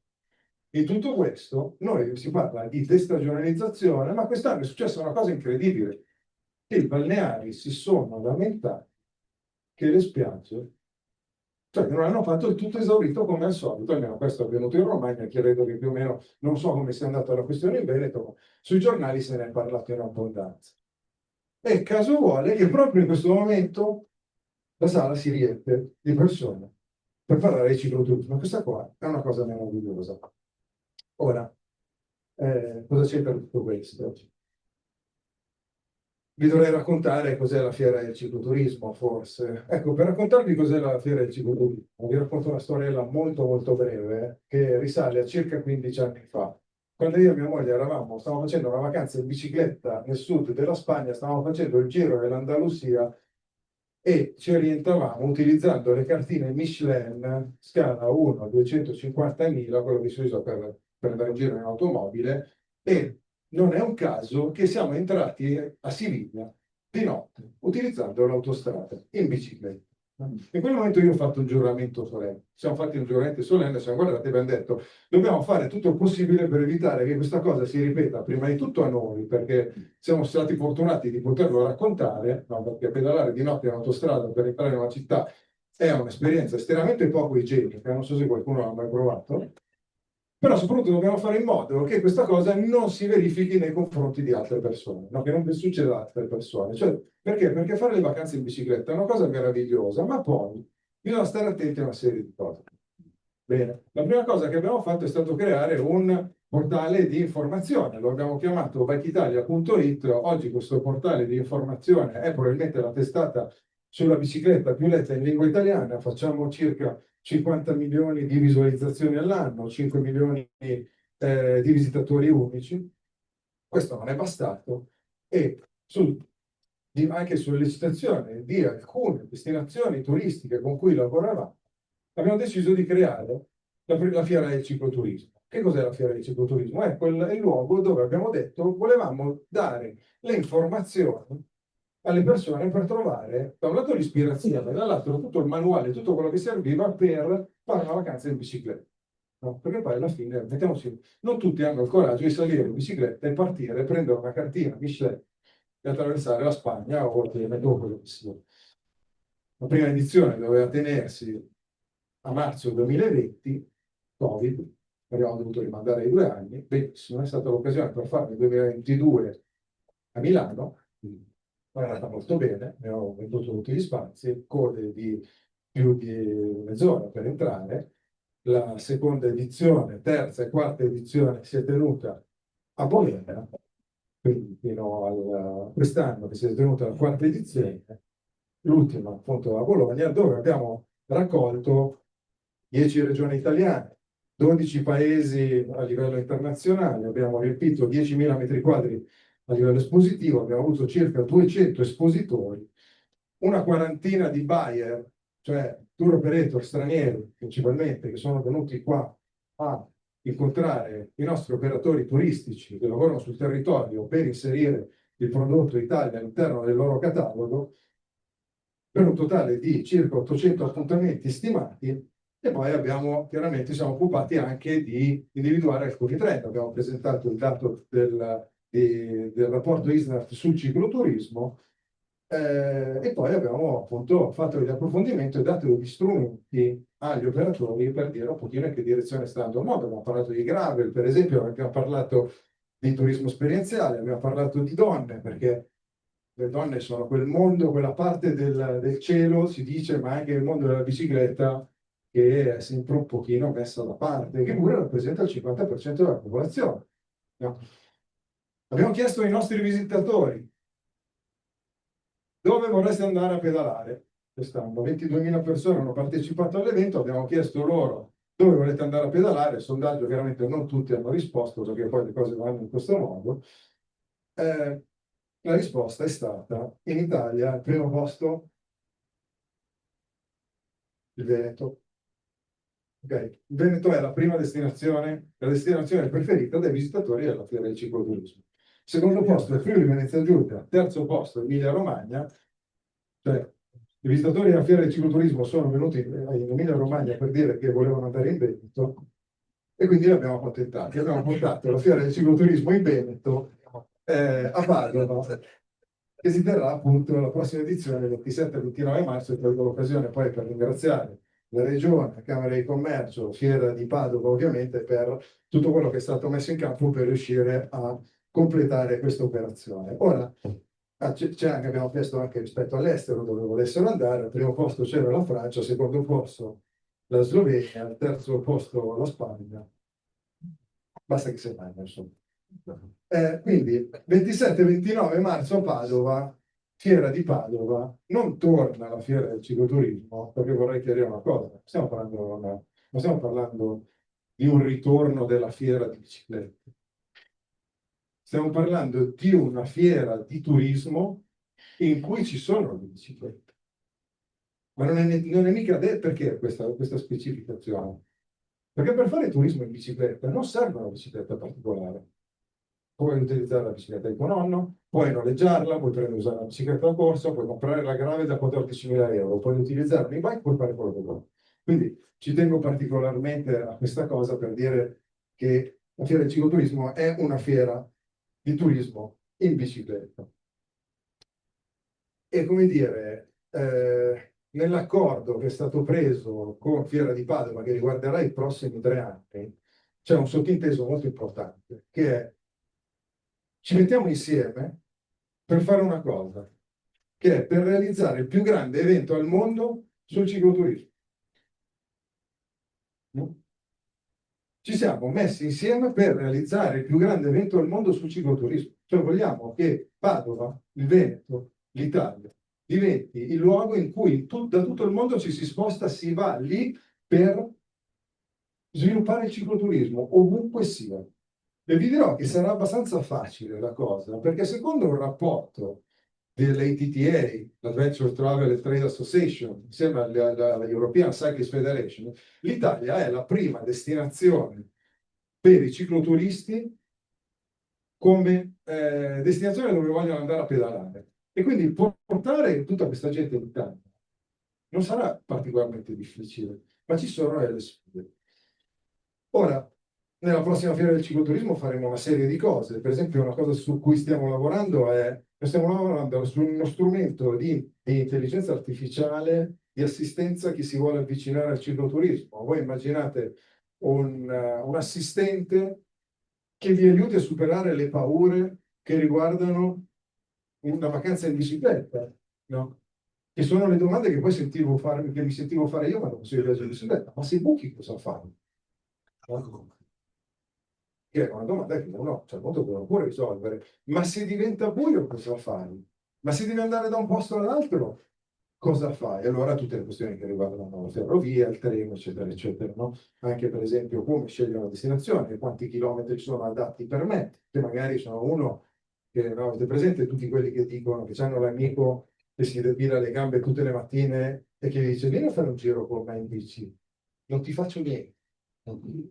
Sapete già come va a finire. Una cosa è quando succede una cosa del genere, poi la persona non utilizza più la bicicletta. Vogliamo puntare, oltre che sul turismo in bicicletta, associarlo a un altro concetto, che è quello, per esempio, dell'enogastronomia, che è una cosa abbastanza lontana dal mondo sportivo tradizionale, no? Perché il mondo sportivo tradizionale, insomma, voglio dire, ha un'alimentazione che si basa su gel, barrette, integratori. Noi vogliamo parlare invece di vino, senza vergogna, vogliamo parlare di birra, senza vergogna, vogliamo parlare del fatto che la bicicletta è un ottimo strumento per bruciare le calorie che accumuli a tavola, e che il cicloturismo è esattamente questa cosa, è un perfetto rapporto tra calorie inserite e calorie perse. Poi per quanto riguarda me, io accumulo 10 grammi a chilometro, però vabbè. Vogliamo fare formazione agli operatori, quello che abbiamo fatto negli altri anni. Il 27 marzo la giornata sarà interamente dedicata, da un lato, ai workshop con i buyer internazionali, ci stiamo impegnando a portarne 50 da tutto il mondo, quindi aumentiamo le 10 unità in teoria rispetto all'anno scorso. Vogliamo fare formazione perché vogliamo condividere le best practice a livello internazionale, vogliamo che il Veneto impari dalla Calabria e la Calabria impari dal Veneto. Vogliamo per esempio che il caso siciliano diventi un caso da portare per esempio in tutti quei territori in cui magari c'è una carenza di infrastrutture.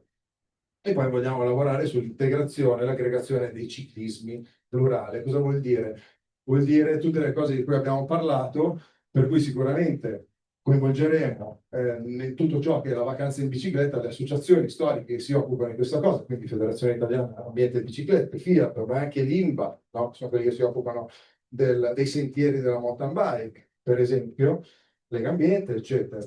Ora, in tutto questo noi dobbiamo puntare, secondo me, per il futuro, per i prossimi 3 anni, su 3 cose. Perché è lì che si gioca la partita, guardate, per quanto riguarda quell'ambizione di essere il più grande attrazione, il luogo, il più grande evento al mondo sul cicloturismo. Si basa su 3 questioni. La prima, un'unione tra istituzioni. Nel senso che in tutti questi anni di fiera del cicloturismo, ma anche poi di considerazioni sul mondo del cicloturismo, abbiamo visto che c'è una grande presenza a livello territoriale, una presenza in alcuni casi sì, in altri no, in Veneto sì, a livello regionale, però noi abbiamo avuto appunto 10 regioni che hanno partecipato alla fiera del cicloturismo, vuol dire che altre 10 ne mancavano a livello italiano, ma soprattutto una mancanza delle istituzioni statali, perché d'altronde serve il coinvolgimento di Ministero del Turismo e Ministero delle Infrastrutture e dei Trasporti. Serve un'unione di operatori, oltre a quelli di cui abbiamo parlato. Guardate, settimana scorsa sono stato in Spagna, a Saragozza hanno organizzato la prima edizione della feria del cicloturismo, no? Sono venuti a vedere la nostra, hanno detto che bella, la facciamo anche noi, meraviglioso, e hanno creato per l'occasione un'aggregazione che hanno chiamato Pedal Spain, un'aggregazione composta da operatori, quindi tour operator, produttori di biciclette, territori, regioni e ministeri. Ora, a me, come dire, fa un po' paura da italiano pensare che loro alla prima edizione sono già aggregati in questo modo, quindi quello che su cui dovremo lavorare noi sarà parlare con le aziende di bici, che non è dire vieni a far vedere il tuo prodotto, è dire per una volta non farmi vedere il prodotto, raccontami una storia, ascolta il tuo territorio, guarda che cosa hai qua, chiediti a cosa serve il tuo prodotto, perché non ci interessa il carbonio, ci interessano le persone che stanno su quel pezzo di carbonio.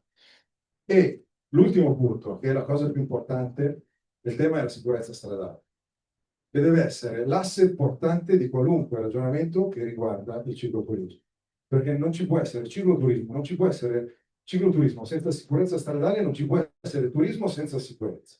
Voi immaginate di avere turismo balneare con gli squali che nuotano a riva. Vieni a fare il bar. No? Ora, noi dobbiamo lavorare tantissimo su questa cosa e come Fiera del Cicloturismo noi ci impegneremo a lavorare in questa direzione.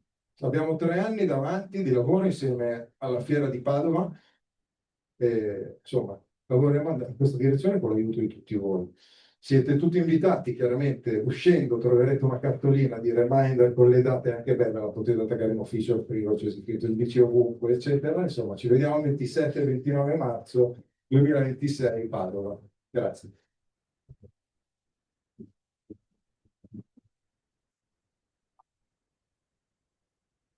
Grazie Paolo per queste suggestioni anche, perché i racconti sono sempre interessanti. Come state? Perché adesso siamo andati strettissimi, perché abbiamo ancora un'oretta con quella che è la tavola rotonda, dove vogliamo entrare un pochino nel merito delle esperienze che si stanno vivendo.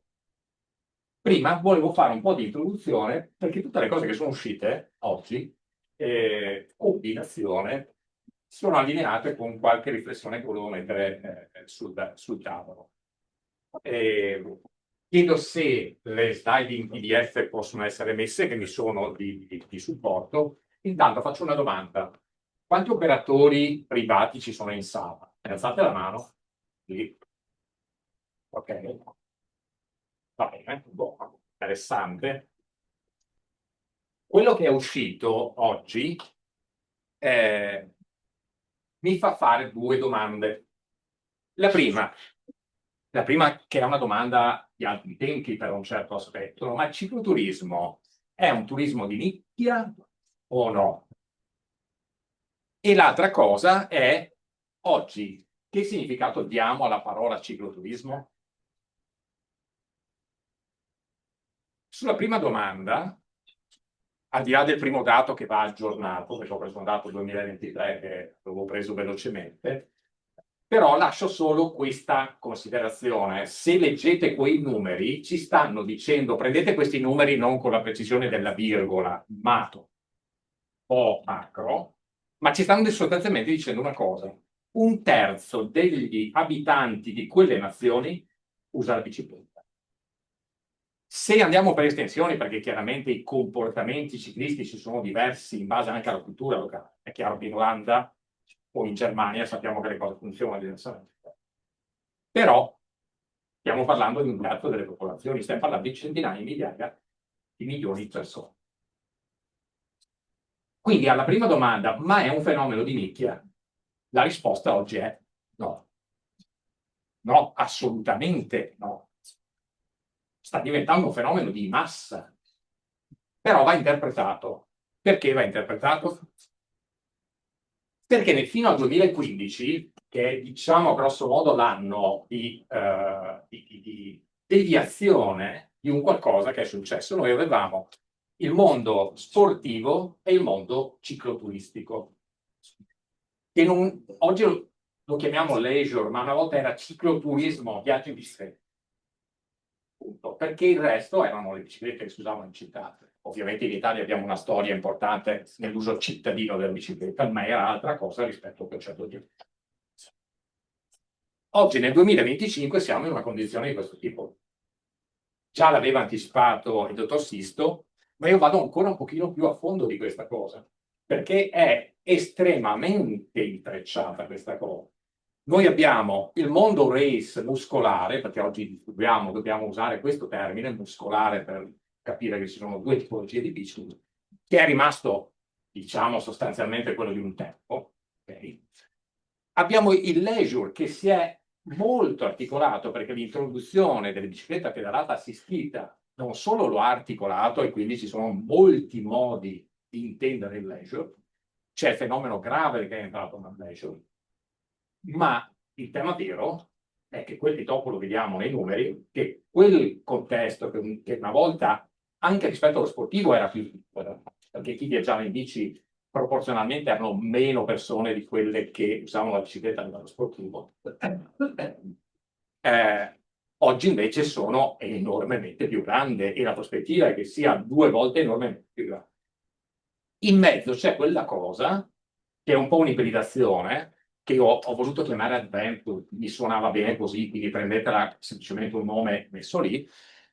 E dove cosa sta succedendo lì? Che una parte degli sportivi sono, oltre ad essere sportivi, anche dentro quel mondo, che è stato aperto dalla Gravel, perché oggi girare in bicicletta da corsa su strada trafficata, ne vediamo tutti i giorni, è diventato rischioso e molte persone non hanno più voglia di farlo. Ed ecco che entra la Gravel come strumento sportivo in questo caso.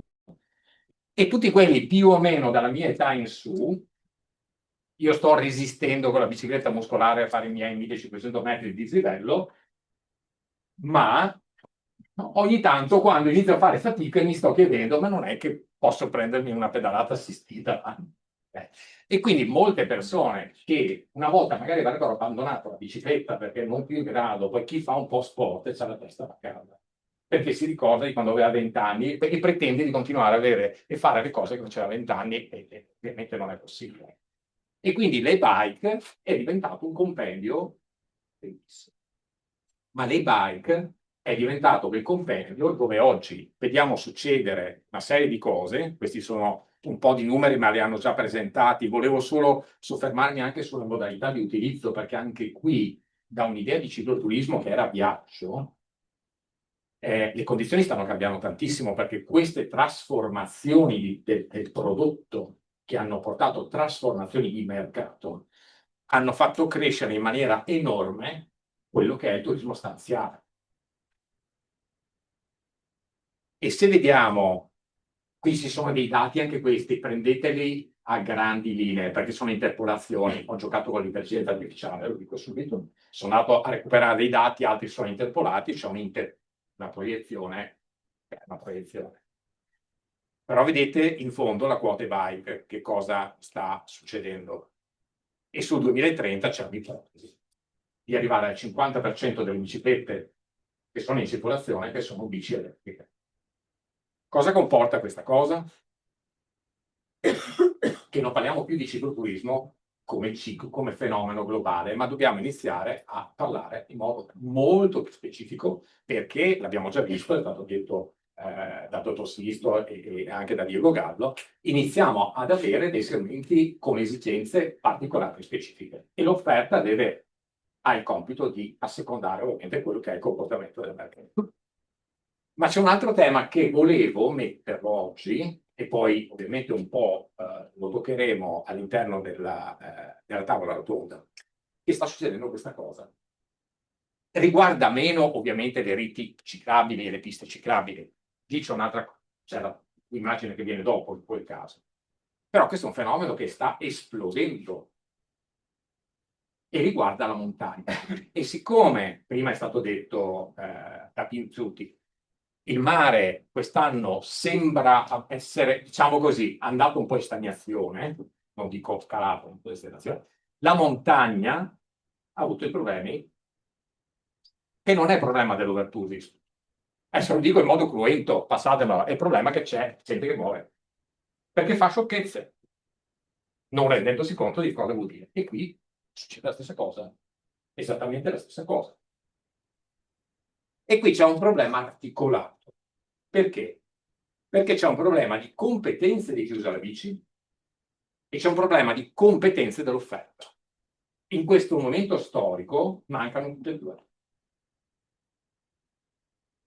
E questa è un po' la sollecitazione. Cioè noi abbiamo un problema di sicurezza. Io ho messo delle frecce che sono le cose che accadono, non c'è a me per questa immagine, sapete perché l'ho vista? Perché un giorno sono andato a camminare in Val di Fannes, vicino a Cortina, e per un momento era da tanto che non facevo il pedone, perché negli ultimi 20 anni sono sempre andato in bici in montagna. E ho visto una strada che io normalmente facevo in discesa, invece con tante bici che andavano anche in salita, perché in salita è tosta, quindi con la pedalata assistita e vedevo le persone che stavano passando. 60%, 70% biciclette non adatte a quel tipo di percorso, non adatte per il sistema frenante. Entro nel tecnico, ma volutamente lo faccio perché dobbiamo iniziare a riflettere su questa cosa. Non adatta in sistema frenante perché un sistema frenante, quando faccio certi tipi di discese, può non funzionare più. E una bicicletta di quel tipo, senza governo, che inizia a correre a 20, 30, 40, 50 km all'ora perché non la governo, ti lascio immaginare cosa può succedere. Non adatte nelle gomme, senza occhiali, elemento fondamentale di protezione. Okay? Oltre al caschetto, oggi abbiamo ovviamente imparato che il caschetto è necessario, ma gli occhiali sono uguali quando si va, soprattutto, ma non solo. Calzature non adeguate, ok? Fondamentale. Come regolo l'assistenza della bicicletta quando affronto magari 30, 40? Quel giro di cui vi ho parlato sono 40 km con 1500 metri di dislivello. E con la bicicletta elettrica li fa, che c'è la pedalata assistita. Ma se metti il turbo, come si dice in gergo, la massima assistenza, rischi di non finirlo con la batteria. E cosa succede se rimani piantato senza la possibilità di ricarica con una bicicletta che pesa 20 kg? Chiami qualcuno che ti venga a prendere. Se sei a fondovalle, forse non è un problema. Se sei al passo di Limo a 2300 metri, arriva l'elicottero. Allora, in tutto questo, questo è l'altro tema. Carico di presenza, cioè questa cosa che sta esplodendo, sta portando un problema di coesistenza ormai dappertutto. Perché in montagna abbiamo la coesistenza del bici con i pedoni, ovviamente. E in certi punti della montagna questa cosa è decisamente sensibile, perché c'è tanto da una parte e tanto dall'altra. Nelle piste ciclabili c'è ugualmente un problema di coesistenza di pedoni, ciclisti lenti, famiglie anche con bambini, e ciclisti veloci, perché chi va in gravel e affronta molte volte quindi tratti di ciclabile, in gravel una persona che non è particolarmente prestante viaggia a 30 km all'ora. E 30 km all'ora vi assicuro che non è una velocità banale nella situazione in cui c'è molta gente che frequenta, che sta attraversando la pista. Quindi se da un lato siamo abituati a considerare tutta una serie di elementi che vanno diciamo, considerati per il prodotto turistico, quindi le infrastrutture, i servizi e i prodotti organizzati, che sono tutti i temi che abbiamo toccato oggi, la mia grande domanda oggi, come stimolo anche per la tavola rotonda, è la competenza del sistema di accoglienza. Quanto conosciamo i nostri tracciati? E ovviamente chi è davanti in pole position sono le guide che auspico ovviamente che queste cose per buona parte le sappiano fare, ma non sempre è così, perché andare a piedi è un conto, andare in bici è un'altra storia completamente diversa. E l'altra questione invece sono le strutture ricettive, gli uffici di informazione, che sono il contatto. Che conoscenza c'è del territorio, degli itinerari? Ma ci vuole una conoscenza che non è sapere dove sono. Io mi faccio sempre questo esempio quando parliamo di cicloturismo. Io devo saper rispondere a una persona che mi dice ma una gomma tassellata in questo modo la posso usare su quell'itinerario? A che pressione devo andarci? Mi basta 1,8? Posso andare anche con 1,4 o devo farla con 2,2? Cosa rispondo dall'altra parte a domande di questo tipo? La cassetta pignone che ho dietro è sufficiente perché ho visto che c'è dislivello. Mi basta quella rapportatura lì o no? Conoscenza tecnica dei mezzi per capire, perché ci sono strutture alberghiere che offrono anche gratuitamente le biciclette ai propri clienti, ma segnano di valutare la condizione di manutenzione della bici. I freni. Ritorno sui freni perché è una delle cose più critiche in assoluto. Perché personalmente mi è capitato di vedere delle cose che non le avrei neanche fatte guardare. Ok. C'è la capacità di calibrare chi hai davanti. Arriva qualcuno, ti chiede vorrei fare un'escursione in bicicletta, dove posso andare? Che capacità hai di calibrare la persona che hai davanti per dare delle indicazioni di sicurezza innanzitutto? Perché quella persona torni a casa e dica mi hai fatto fare una bellissima cosa e non mi hai mandato a uccidermi in qualche discesa o in qualche tratto tecnico. E la capacità ultima cosa, di educare su questo tema. Ne abbiamo parlato con Alyosha, che adesso sentirete in tavola rotonda, perché c'è la questione della sicurezza in montagna, pone una questione di consapevolezza dei turisti e c'è la necessità di educare le persone. Ma questo riguarda la montagna, che oggi è più sensibile, ma in realtà poi riguarda tutti, riguarda anche l'uso di una ciclabile, perché quante volte chi va in bicicletta, ditemi voi, ci si trova nella condizione, io su questo sono sempre un po' cattivello e dico no, del gregge al pascolo, proprio con la minima conoscenza. E purtroppo noi italiani, questa cosa qui un po' ci caratterizza. No? Ed è un tema che pone una questione di sicurezza. Allora anche qui sapere queste cose e raccomandarsi, cioè è una cosa che nel tempo deve portare una trasformazione. Il mercato è complesso, ha un'opportunità gigantesca, ma oggi nel 2025 in proiezione dobbiamo sapere affrontare questa complessità.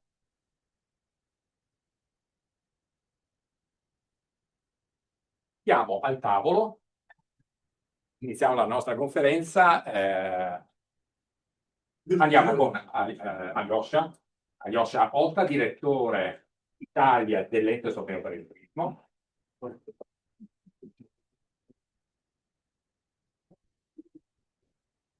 Teresa Colombara, che ci segue da remoto.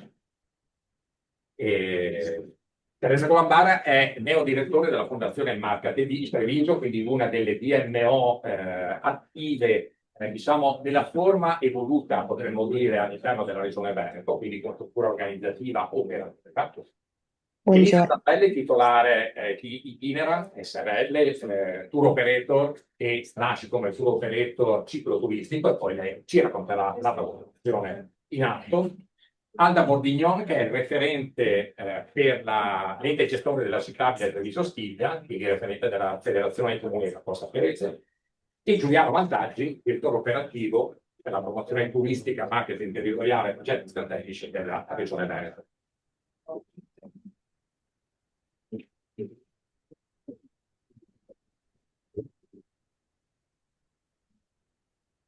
Vi ho nominati in ordine, seguirò quest'ordine perché mi ero preparato diciamo, per dare un po' un adeguato.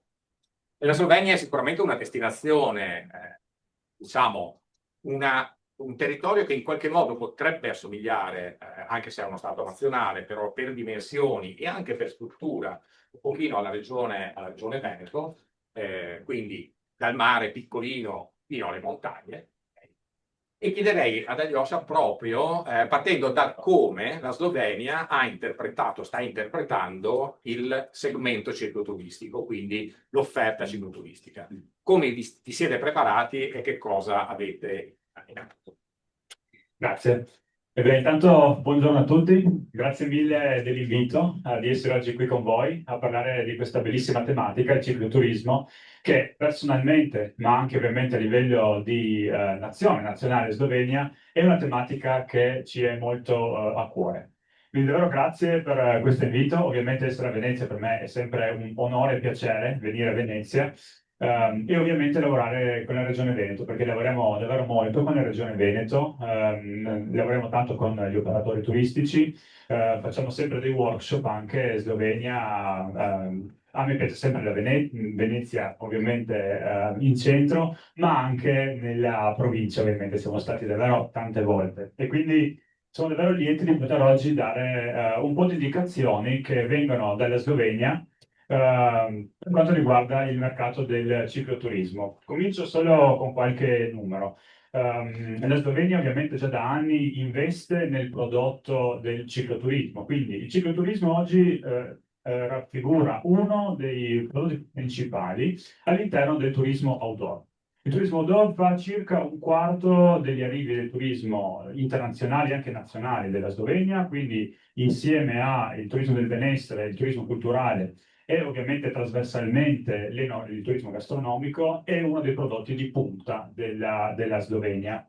Abbiamo 14 destinazioni ciclistiche, cioè destinazioni che si diciamo, identificano con il cicloturismo. e 94 sentieri turistici in tutta la Slovenia, che sono numeri comunque importanti in un territorio che, come abbiamo sentito, è circa paragonabile al Friuli Venezia Giulia o Veneto, direi, ma senza Venezia ovviamente, perché Venezia a sé è diciamo una stella a sé, ovviamente. 10 percorsi di lunga distanza del turismo, 11 parchi per ciclisti, 50 alloggi, che sono alloggi specifici con tutte quelle specifiche che servono per accogliere in modo giusto i turisti ciclisti.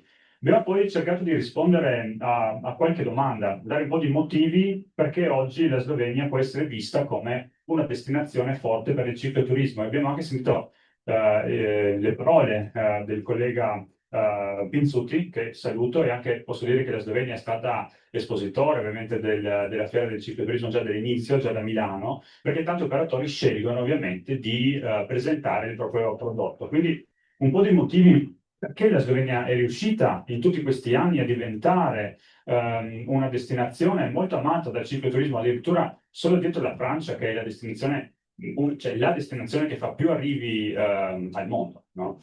Quindi una grande diversità naturale, quindi si riesce a pedalare ovviamente nelle pianure, ma anche nelle montagne, e questo è sicuramente un punto a favore, e anche il Veneto ce l'ha ovviamente, no?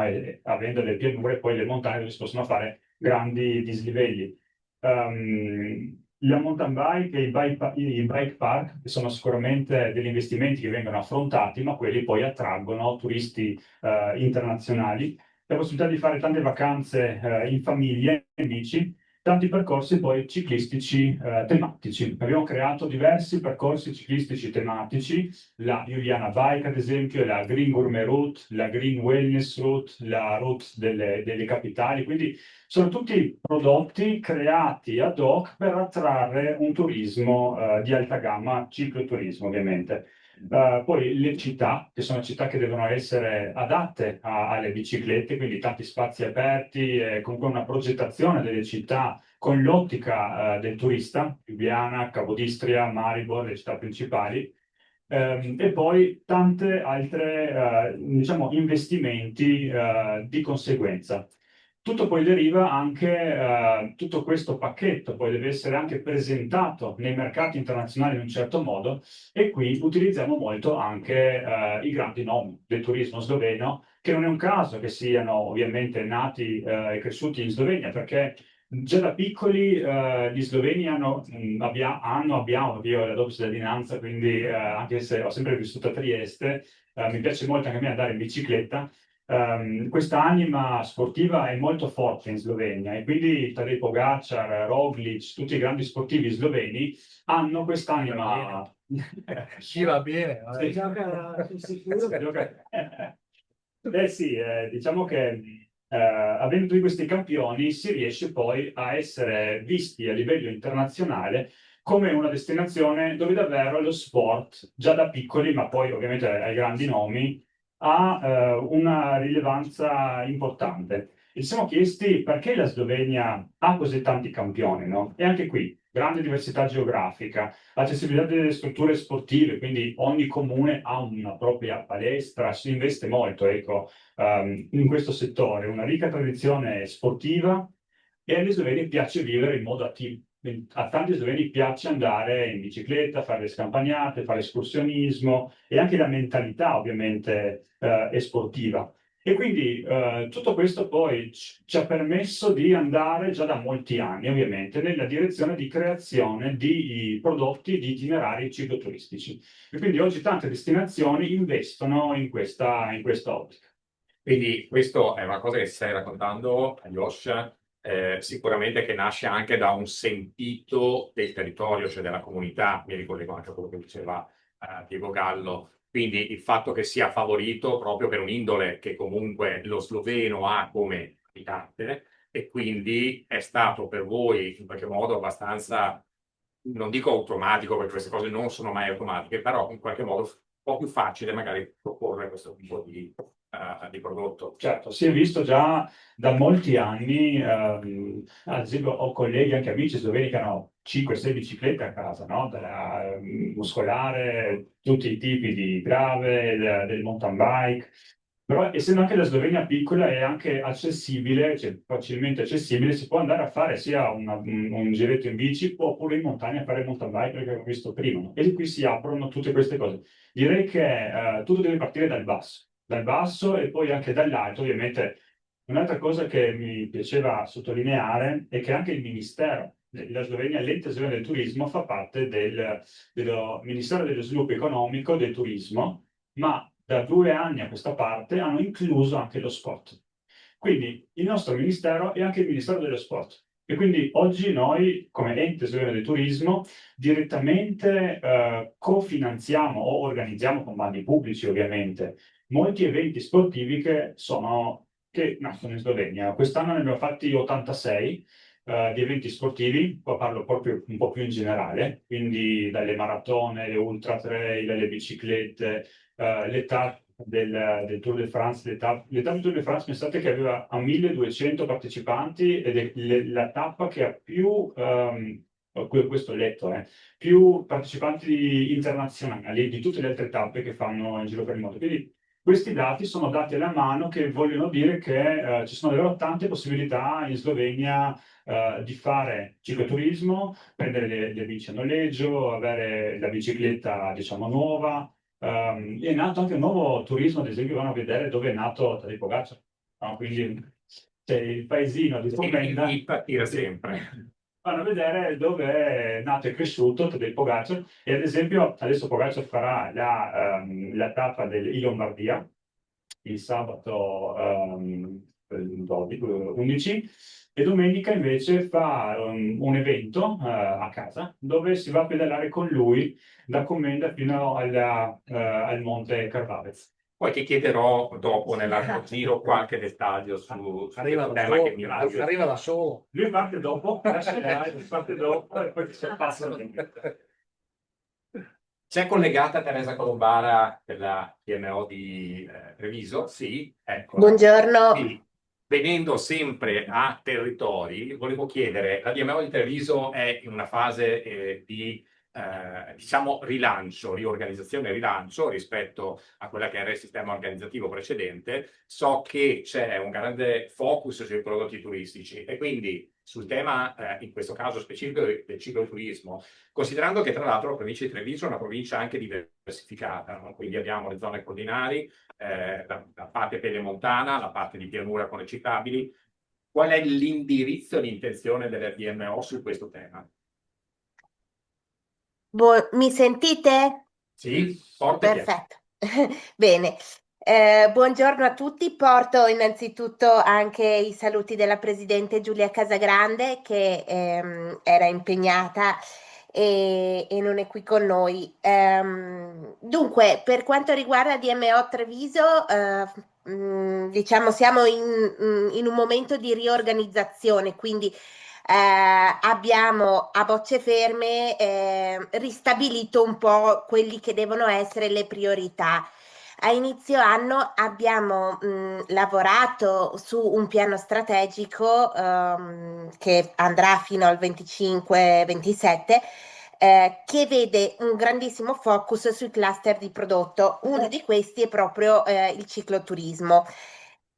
Stiamo parlando di un territorio estremamente composito, per cui non è un tavolo che sarà facile, non sarà un cluster di prodotto facile, lo hanno detto anche tutti i relatori precedenti che evidenziano una multisettorialità ormai del cicloturismo, per cui andremo a lavorare con il territorio e con gli operatori in una serie di tavoli per portare avanti il prodotto cicloturistico e quindi strutturarlo su più livelli. Quello che ci proponiamo, dovrebbe partire a breve, a brevissimo, insomma, al tavolo, è innanzitutto, come prima cosa, lavorare su una serie di itinerari e di esperienze che si possono fare all'interno del territorio della Marca Trevigiana, proprio per portarlo alla luce al mercato e evidenziare le opportunità. Quindi lavorare in coordinamento anche con gli operatori per creare delle esperienze. Dopodiché il tavolo di prodotto andrà, oltre a questo catalogo, andrà a lavorare sui diversi aspetti che DMO può mettere in campo, nel senso che riporta, come dire, due anime che sono quella pubblica e quella privata, quella pubblica che andrà a confrontarsi con le varie IPA di locale, di destinazione e quella privata, quindi con gli operatori. Su diversi livelli che saranno quelli sicuramente di standard di prodotto, standard per le imprese. Come diceva anche nella relazione di Isnart, è necessario mantenere una serie di punti di standard di accoglienza per poter fare in modo che il mercato sia effettivamente soddisfatto e soddisfacente. Una funzione anche di come dire, attivazione del territorio e delle amministrazioni pubbliche per lavorare sulle infrastrutture, quindi da questo lato anche qui abbiamo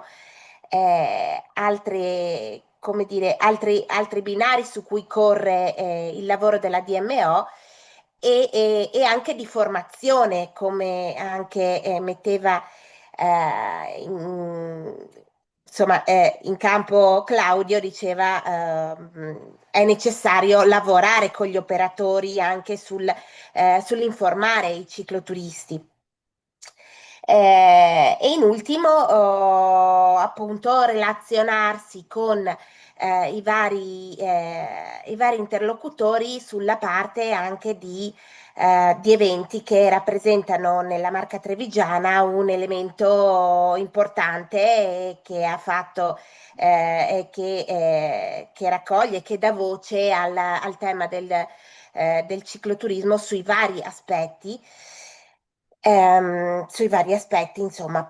Il dottor Diego Gallo evidenziava come ci sia veramente poca relazione tra DMO e organizzazione d'eventi, poco dialogo.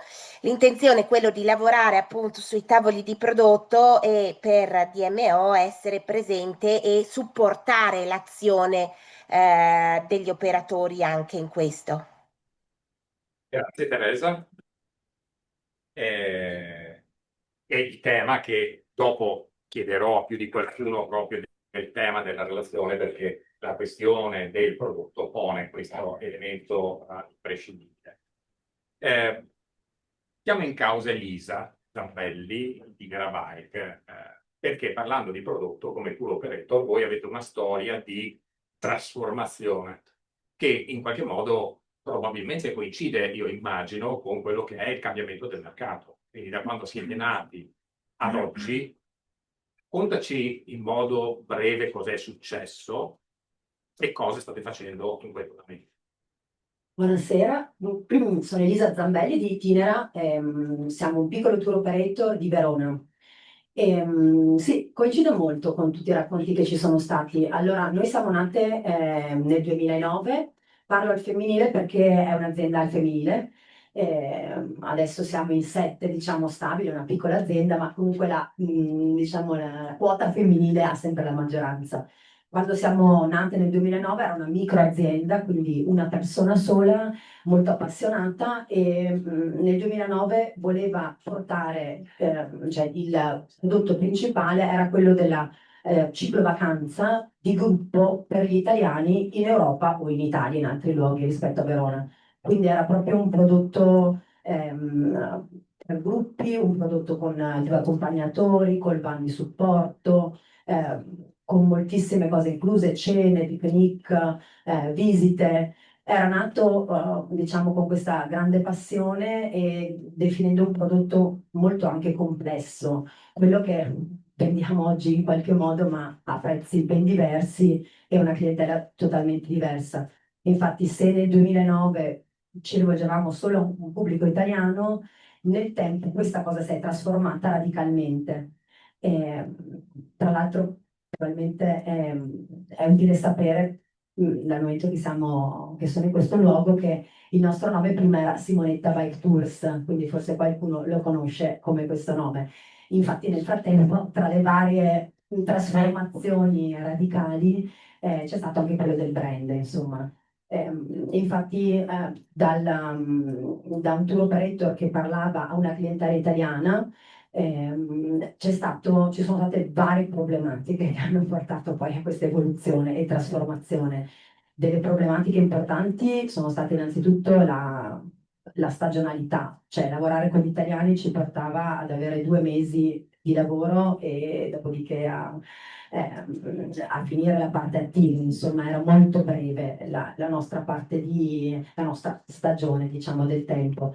Avevamo un parco bici che usavamo pochissimo e inoltre vendere viaggi in territori vari, altri rispetto a quello che era, diciamo, la zona di Verona e dei dintorni che conoscevamo così bene, ci imponeva a sopralluoghi importanti, continui, nel senso che fare un gruppo di 20 persone da Parigi a Londra lo puoi fare quest'anno, ma se lo fai l'anno prossimo è meglio che vai a rivedere diciamo, il percorso perché le cose cambiano.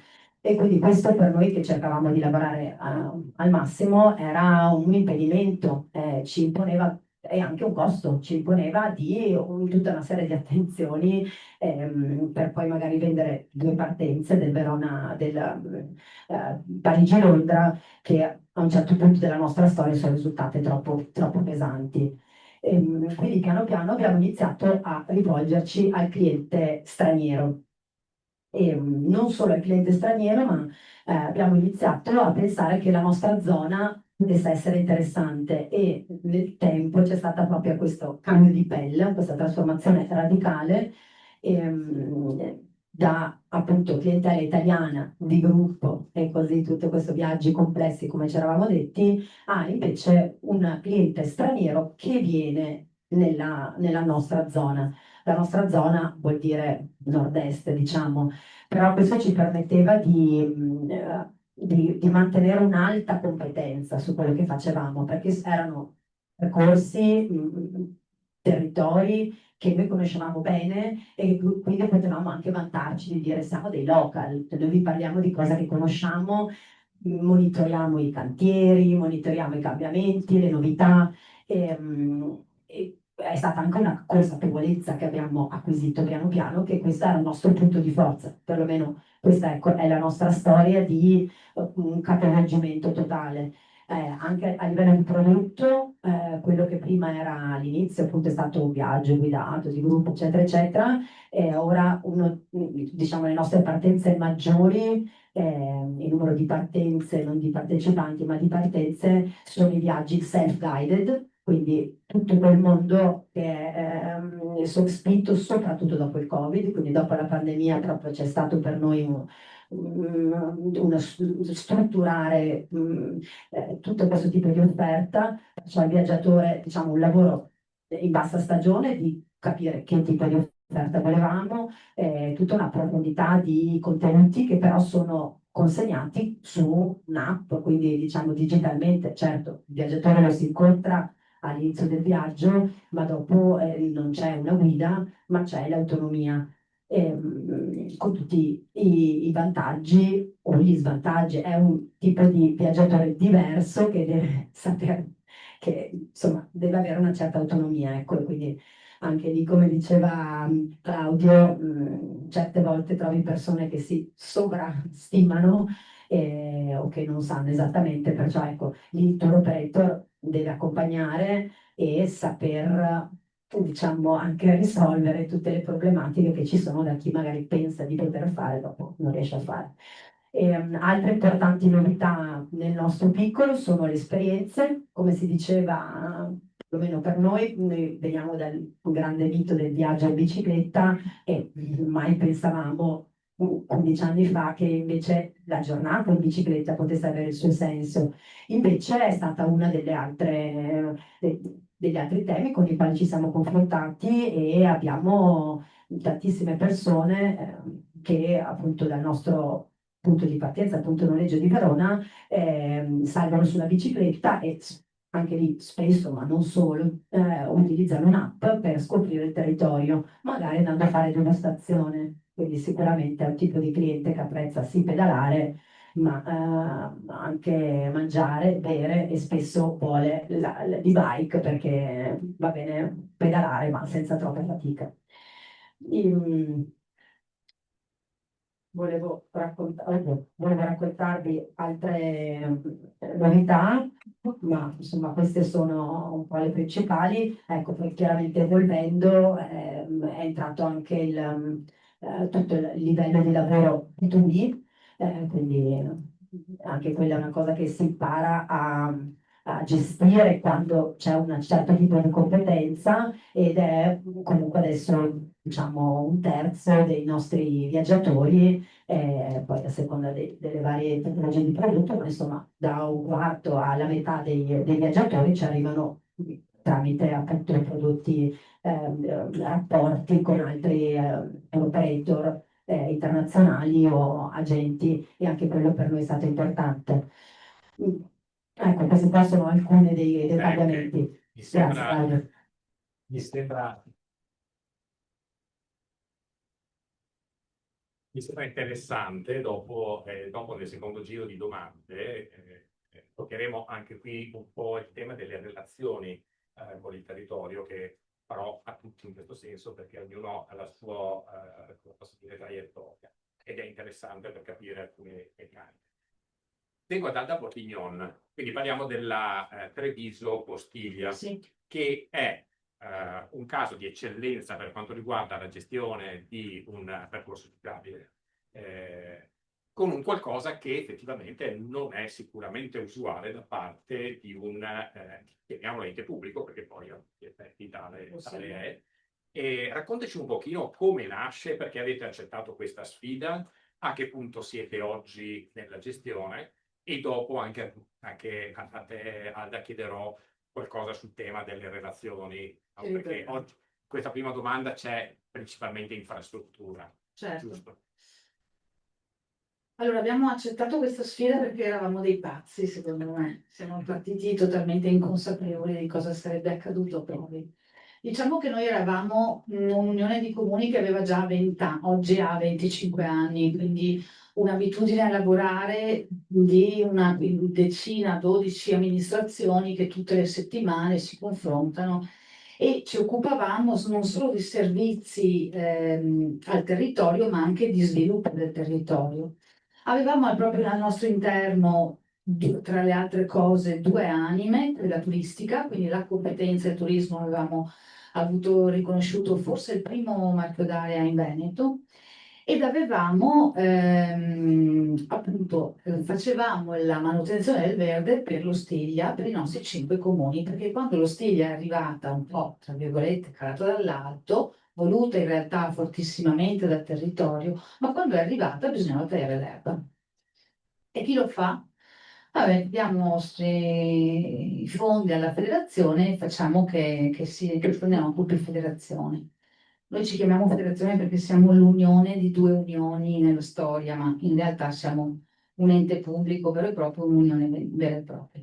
E quindi abbiamo cominciato a tagliare l'erba per i 5 comuni del nostro territorio, dei nostri 10. Poi è arrivato il Covid, a un certo punto ci siamo resi conto, maturavamo l'esperienza che il turista non ha nessun interesse ai confini geografici, tantomeno a quelli amministrativi, tantomeno a quelli politici. E noi eravamo dentro a questa mentalità, a questa separazione, a questa visione amministrativa, ma sentivamo anche forte invece il bisogno che il turista avesse un'esperienza unitaria. Abbiamo incontrato e anzi abbiamo sposato pienamente la visione di Regione del Veneto che ha avuto delle grandissime intuizioni, la legge 35 che individuava il soggetto gestore. Quindi insomma quando abbiamo letto che cos'era il soggetto gestore e che c'erano pure dei soldini da prendere, abbiamo detto siamo noi. Ci chiedevano di fare manutenzione e turismo ed erano esattamente le cose che già facevamo. Che cosa abbiamo fatto? Ci siamo espansi perché siamo andati dalla provincia di Padova a farci chiedere, a farci dare la concessione su tutta l'area padovana, siamo andati dal Parco del Sile a farci dare l'autorizzazione a fare quel lavoro anche per il parco, dal comune di Treviso, dal comune di Grisignano di Zocco, insomma abbiamo messo insieme i primi 65 chilometri, un protocollo d'intesa anche molto leggero che serviva di fatto a presentarci a Regione del Veneto pettinati per ottenere quel finanziamento e che invece ci ha aperto davvero una prospettiva straordinaria. Abbiamo capito che la visione della manutenzione, della percezione unitaria di una ciclovia da parte del turista e dell'utilizzatore nel modo più ampio possibile è imprescindibile, è fondamentale, quindi è vero che l'erba deve essere tagliata unitariamente, sempre uguale dappertutto, perché se no poi cominciano le lamentele, è dovuto che ci siano percepiti i confini, no? Dal punto di vista della cura del territorio.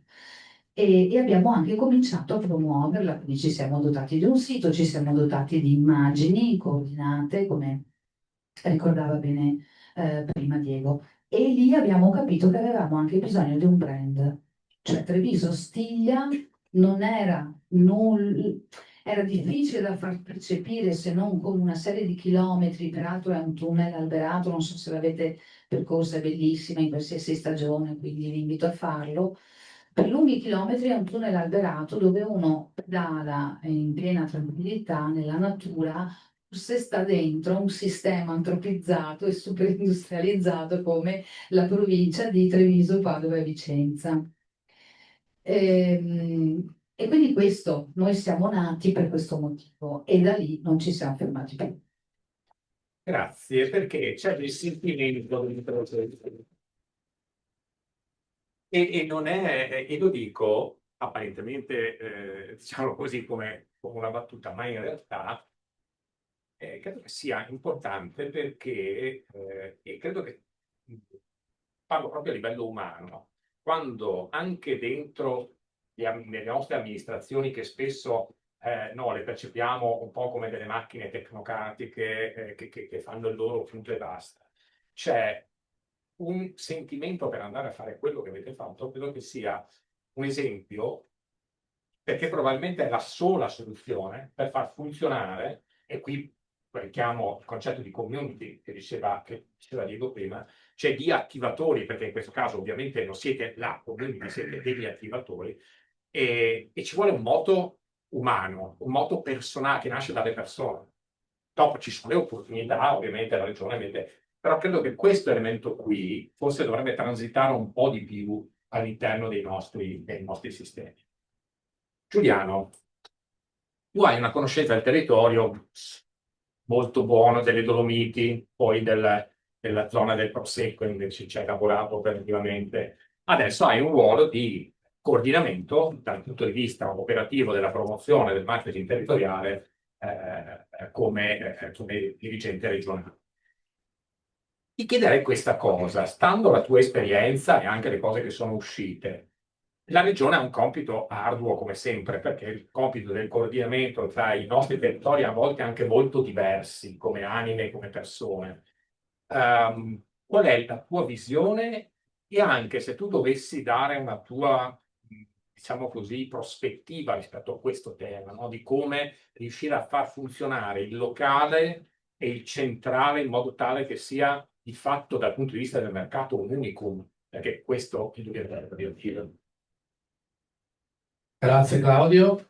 Intanto fammi partire da un aneddoto perché questa incipit che avete fatto sia Stefano che Diego, che quando parlo con Stefano, che mi ha ricordato 13 anni di costruzione di prodotto e mi ricordo c'era anche Marco quando la prima Monaco-Venezia, quando creavamo diciamo, le possibilità di unione di vari percorsi cicloturistici, una delle cose che notavo sempre quando parlavi con l'estero, con la Germania, con l'Austria, era che loro dovevano scapicollarsi per trovare un punto dove fermarsi culturale e noi non riuscivamo a arrivarci perché magari quando entravano nelle Dolomiti dovevi fare questi 500 metri di salita piena e non c'era ancora l'e-bike, no?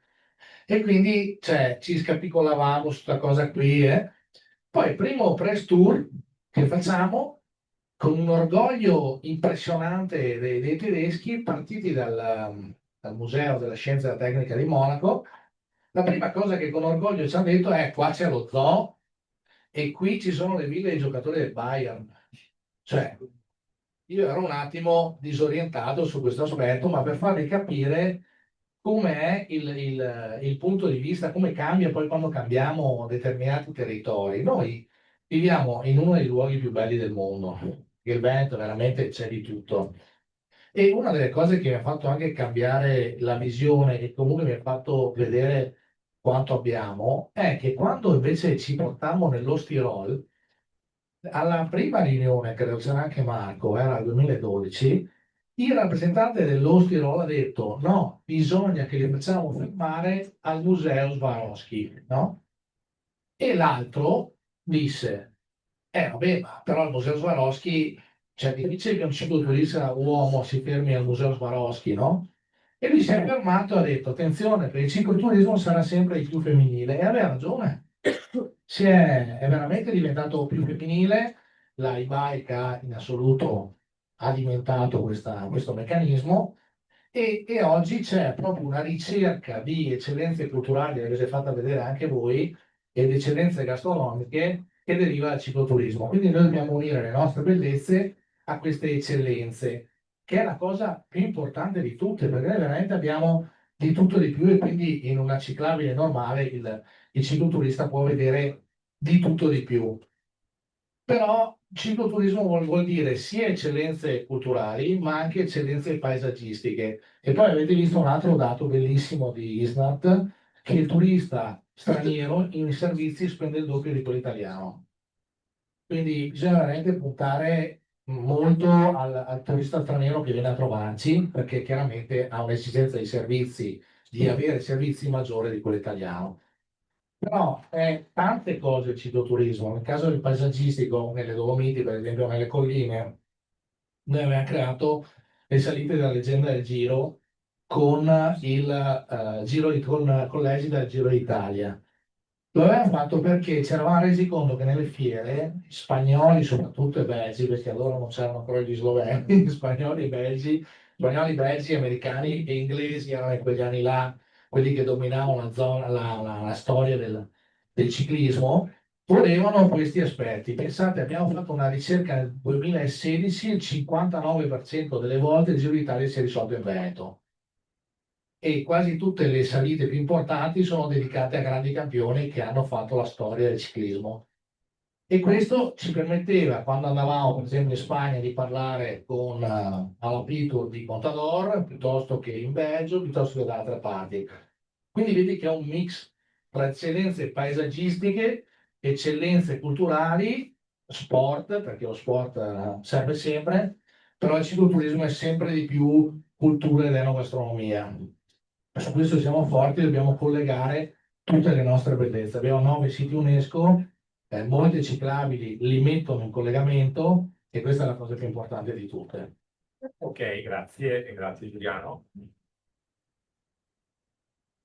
Diciamo che implicitamente le tue considerazioni pongono una questione anche di connessione tra territori e quindi dell'aspetto di cooperazione anche tra le DOMO e OGP, ad esempio, per fare in modo che ci sia un sistema che diventa integrato, non vuol dire tante cose perché c'è un tema di immagine di branding da un lato, c'è un tema di servizi continuativo perché appunto come si diceva il turista non conosce confini. E quindi in questo senso mi viene da dire il rapporto tra regione e territori deve consolidarsi in questa direzione. E faccio anche ad Aljosha proprio questa domanda, cioè in Slovenia come funziona nell'atto organizzativo? E te lo chiedo nella veste del prodotto da un lato, quindi il rapporto diciamo, centro territorio e pubblico-privato. E anche nella parte promozionale, poi, perché la promozione è sempre fatta di due leve, cioè la leva comunicativa e la leva commerciale. Come funziona in Slovenia questo insieme? Ecco, cerchiamo di rispondere a questa domanda, però prendendo delle considerazioni. La Slovenia è una nazione giovane, è una nazione snella dal punto di vista organizzativo, perché quest'anno facciamo tra l'altro 30 anni di ente nazionale, quindi relativamente poco tempo che siamo conosciuti come destinazione turistica. Gli ultimi 10-15 anni la Slovenia davvero ha fatto molto ed è cresciuta tantissimo rispetto agli anni passati. L'Italia in questo frangente è sempre stata il primo o il secondo mercato, insieme al mercato tedesco. Quindi bisogna prendere, diciamo, un po', e bisogna avere a mente che la destinazione, insomma, Slovenia ha delle caratteristiche che forse sono difficilmente confrontabili con altre destinazioni che hanno magari una struttura molto più complessa e magari anche varia, no? Quindi, ecco, con una regione si riesce a fare dei confronti. Quello che dicevo prima, il collegamento dall'alto verso il basso, quindi dal Ministero fino all'ultima DMO passano forse 3 livelli, 3-4 livelli, no? E quindi l'ente sloveno del turismo è l'ente centrale, che è un'azienda, quindi un'agenzia governativa. Noi abbiamo sopra di noi, ad esempio, il Ministero dello Sviluppo Economico, dello Sport e del Turismo. Sotto di noi invece le DMO locali, sono 4 grandi macro aree, quindi abbiamo diviso un po' più per marketing, che non sono però regioni legislative come in Italia ovviamente, quindi sono più concetti diciamo di marketing, però abbiamo lavorato molto in questi ultimi anni sulla cosiddetta community che dicevamo prima, quindi abbiamo davvero provato a portare al tavolo, e lo facciamo ancora ovviamente, le 32 destinazioni principali della Slovenia. Quindi l'ente mette a confronto i principali attori del mercato. E parliamo del mercato in generale turistico, no? Poi ovviamente l'outdoor è uno dei prodotti che è più magari importante per certe destinazioni, ad esempio Kranjska la parte di montagna, oppure anche la parte del Carso, e poi sono altre destinazioni che hanno magari altri focus, ad esempio la valle, tutta la zona delle terme, magari è diversa, poi le grandi destinazioni come Ljubljana e così. Quindi questa snellezza nell'organizzazione turistica direi che è forse una dei vantaggi, chiamiamoli così, per essere oggi abbastanza operativi, snelli. Quindi quando noi ci inventiamo un nuovo prodotto, basta andare da qualche associazione che raggruppa poi sotto di sé altri prodotti, oppure a delle destinazioni che poi a cascata va a parlare con gli operatori. Poi abbiamo l'associazione, ad esempio, Slovenia Outdoor, che è un altro grande operatore che raggruppa tutti gli operatori che scelgono di essere nell'associazione, che si occupano di turismo outdoor, che è un po' tutto il turismo, anche cicloturismo, escursionismo, tutti gli sport acquatici. Quindi l'associazione Slovenia Outdoor è un interlocutore importante dell'ente del turismo della Slovenia. Alyosha, su questo ti faccio questa domanda. È un'associazione nata spontaneamente dagli operatori o è stata parte di una proposta di strategia a livello centrale? Diciamo che l'ente con dei bandi pubblici cofinanzia diciamo, la creazione di queste associazioni, ma sono cose che sono state fatte anni fa. Abbiamo visto che sì, abbiamo dei bandi pubblici appunto dove il pubblico supporta tante attività diciamo, di creazione, di associazione di prodotti sostanzialmente. Però anche il privato, quindi le associazioni degli albergatori piuttosto che altre associazioni private, sono diciamo, gli interlocutori di questi mondi. Ecco. Quindi con dei bandi pubblici l'Ente Nazionale del Turismo della Slovenia finanzia direttamente la creazione e il supporto di prodotti turistici. Poi c'è invece il lato prodotto, invece quelli sono fatti sempre in collaborazione tra l'ente, che è più un'organizzazione di promozione, che di creazione vera e propria, perché la creazione vera e propria è in mano alle DMO locali, direi sì. E quindi sono gli enti locali quelli che creano il prodotto turistico. Ad esempio la Green Gourmet Route, che è questa diciamo, ciclovia che raggruppa anche i vari centri termali, è stata creata da una DMO e noi poi l'ente nazionale la comunica a livello annuale, la Juliana Bike, che raggruppa, che si fa il giro di tutte le Alpi Giulie, sono 650 km in bicicletta, 8 tappe da circa 50 km l'una, che si possono fare singolarmente o in gruppo. E che poi vengono anche promosse a livello internazionale grazie a tutti, diciamo, tutti gli strumenti dell'ente, soprattutto digitali, ma anche offline, con pubblicità magari in TV, carta stampata, presenza nelle spiere, workshop e così. Quindi c'è magari un'organizzazione strutturata oramai già da molti anni, ma comunque rimaniamo abbastanza snelli, ecco, in questo. Ok, grazie per questa condivisione importante. Chiedo a Teresa, perché passo sempre quindi poi al caso italiano, e se è sempre collegata. Sì, certo. DMO in Treviso, è vero che siete appunto in fase iniziale. Dal vostro punto di vista, però, avete già una delle reti, ad esempio cicloturistiche, nate con un bando post-FES della regione. Qual è ad oggi un po' la situazione? E vorrei anche una tua valutazione in qualche modo delle cose che funzionano e anche delle criticità, perché è anche sempre diciamo, utile capire magari dove stanno gli elementi, dove è necessario andare a lavorare, perché effettivamente rappresentano degli ostacoli a volte nel processo di creazione del prodotto e anche di governance, ovviamente. Sì, dunque siamo in realtà in chiusura di questa rete che menzioni, che è Cycling in the Venice Garden, che cesserà di esistere poi qui a dicembre, ma che ha avuto un ruolo importante come attivatore proprio nel comparto cicloturistico nella zona della Marca e non solo. È una rete che si collega anche con tutta la strategia di regione, perché si è seduta al tavolo, al tavolo per il coordinamento e per la scrittura della carta dei servizi, come ha menzionato, che è stata menzionata anche prima. E da qui, diciamo, ci è servita al territorio proprio per lavorare, per cominciare a lavorare sulle due anime, una un po' più pubblica che menzionavo prima e anche una più privata, su degli standard di prodotto e anche su una serie di infrastrutture che poi sono state finanziate nel territorio stesso. Ha lavorato sull'offerta integrata, infatti erano stati creati una serie di prodotti, di pacchetti poi da proporre, da promuovere, da commercializzare e sostanzialmente ha un po' attivato il processo.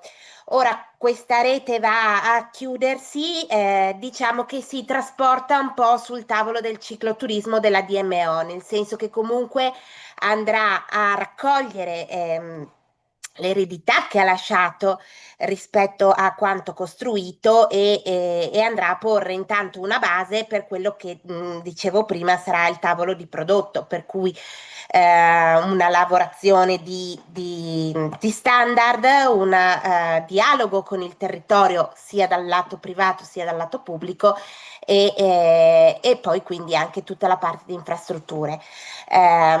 È molto importante anche sulla parte di coordinamento regionale, si parla di governance multilivello ed è la questione da porre, secondo me, al centro del lavoro della DMO, proprio perché in coordinamento con le linee regionali si va poi a lavorare su ciascuna di queste tematiche che questa rete Cycling in the Venice Garden aveva già diciamo, discusso e lavorato ai tempi appunto della carta dei servizi e poi andremo a lavorare poi in coordinamento appunto ai tavoli della DMO. È un mercato che corre veloce, le situazioni cambiano molto velocemente e quindi molto spesso sono anche il presidiare proprio il mercato aiuta DMO a lavorare su strategie insieme alla regione e insieme agli operatori poi per tenersi aggiornati ed essere competitivi poi, sia a livello promozionale sia a livello commerciale. Grazie Teresa.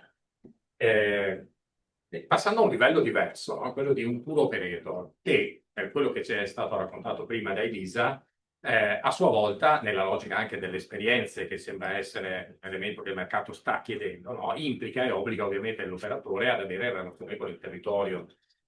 Questa parte, quanto è importante per voi, quanto vi dà valore, quanto è complessa, no? Fare questo tipo di lavoro? Per noi è stato un grande tema quello del coltivare le relazioni col territorio. Sono territori ricchissimi, c'è sempre un'azienda agricola che nasce o una chiesa che non conoscevi, una cripta che qualcuno ha deciso di aprire che è sempre stata chiusa, è un nuovo museo, ogni tanto succede anche questo. Quindi diciamo rimanere quel ponte tra il viaggiatore e il territorio è molto importante per noi ed è importante coltivare tutte queste relazioni che appunto sono sia dal punto di vista culturale, quindi appunto diciamo luoghi con una storia, e anche le varie aziende che si muovono sul territorio, che possono essere partner, o può essere un'azienda agricola dove fare un'esperienza del formaggio, o magari un produttore di formaggio a cui proponiamo perché non fai anche questo? Perché noi ci viene richiesta questa esperienza, perché non ci pensi, non strutturi questa cosa? E dall'altra parte anche con partner che magari sono competitor e quindi capire, ok, ma cos'è che possiamo fare insieme? Sono nate sperimentazioni per provare, ecco, a non rubarci la scena, ma a condividere alcune strade, alcune volte va meglio, alcune volte si impara qualcosa. Ecco, quindi la scelta di essere territoriale impone di continuare a tessere relazioni. E se ti chiedo proprio questo tema delle relazioni, quanto ad oggi voi trovate disponibilità, quanto a volte è difficile, che scenario mi tracci in questo senso? Allora, noi ci confrontiamo con un cliente straniero al 98%. Sì, siamo una regione turistica, ma non sempre è automatico che ci sia un livello di lingua appropriato e anche un'esperienza del giusto livello per una clientela che viene da fuori.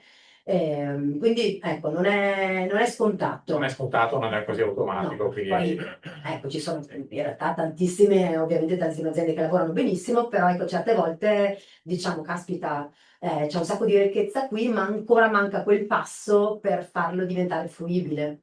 Quindi qui c'è un tema di opportunità di sviluppo da un lato e dall'altra parte però il vostro valore aggiunto perché siete voi a garantire al cliente le esperienze e quindi questo elemento di certezza che tutto funziona, diventate di fatto garante in questo tipo di percorso. Alda, sì.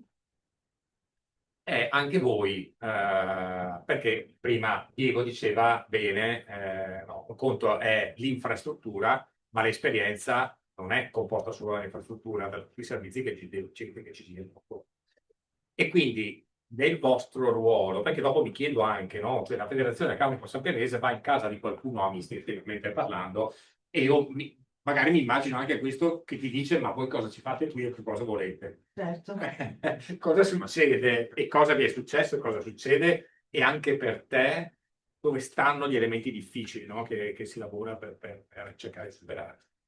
Beh, gli elementi difficili sono tanti. Avevamo questa esperienza nel lavorare con gli enti e quindi a noi avevamo allenato quel muscolo di connessioni tra enti che sicuramente è stato fondamentale, dove alcuni processi per cui noi eravamo molto abituati diventavano più complessi per gli enti che andavamo a incontrare, ma l'esperienza e comunque la fluidità con cui abbiamo anche proposto le dinamiche, ha aiutato molto. Il territorio noi quindi ovviamente Treviso Stiglia è un sistema, quindi dentro ci stanno gli operatori, ci stanno gli enti, ci stanno le associazioni, ci sta la comunità, i residenti. Treviso Stiglia è un luogo dove i bambini imparano ad andare in bicicletta perché è asfaltata, è facile, è democratica, è accessibile.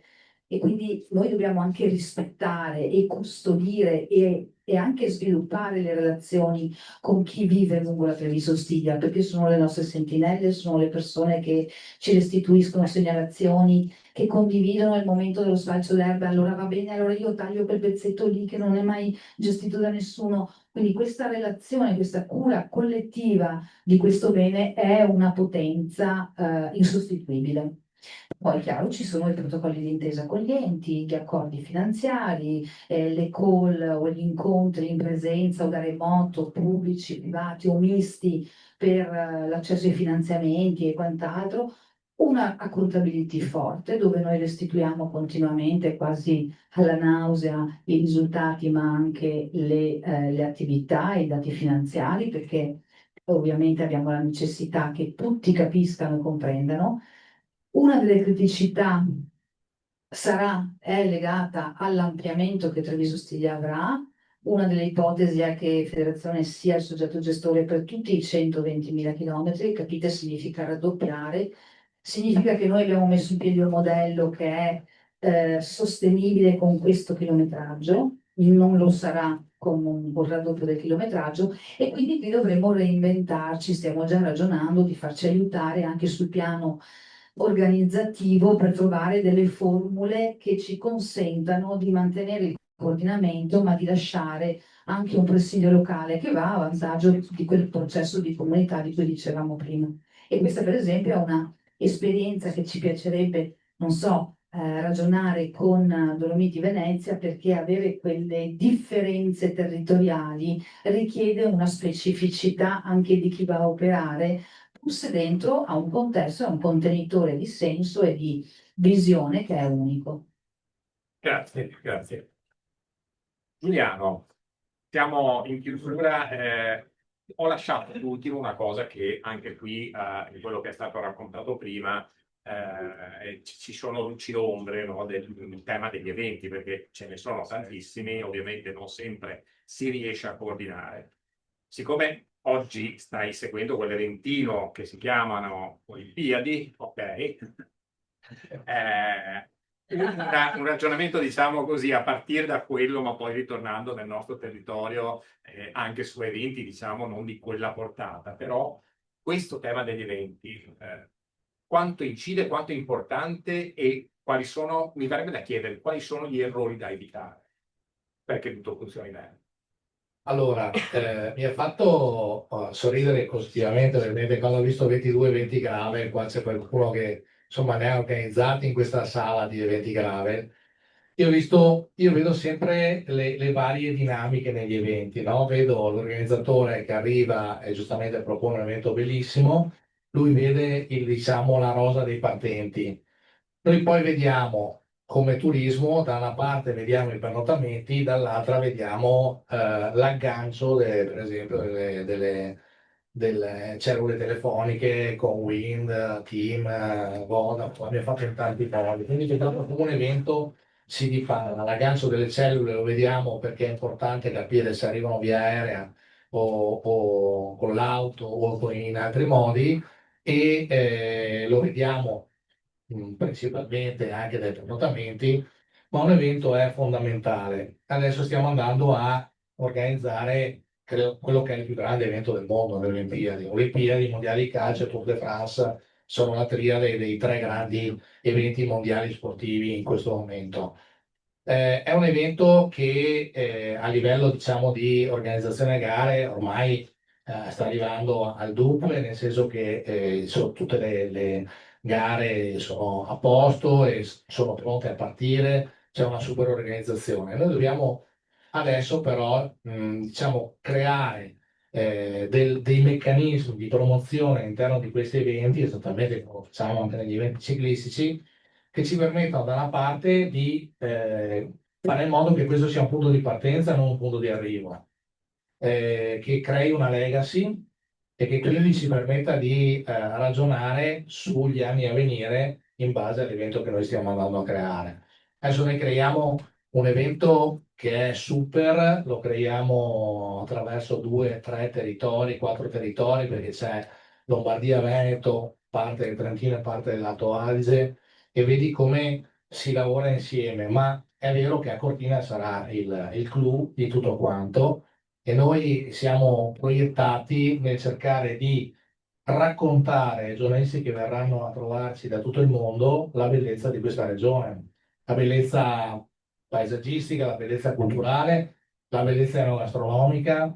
Prima, quando sentivo Alyosha che parlava, e parlava di enogastronomia e di ciclabili, cioè noi abbiamo ad esempio una regione che ti porta dal pesce di lago al pesce di mare, dal tipo di selvaggina da una parte a lavorazioni particolari come lo spiedo o il tiramisù, vini di qualsiasi tipo.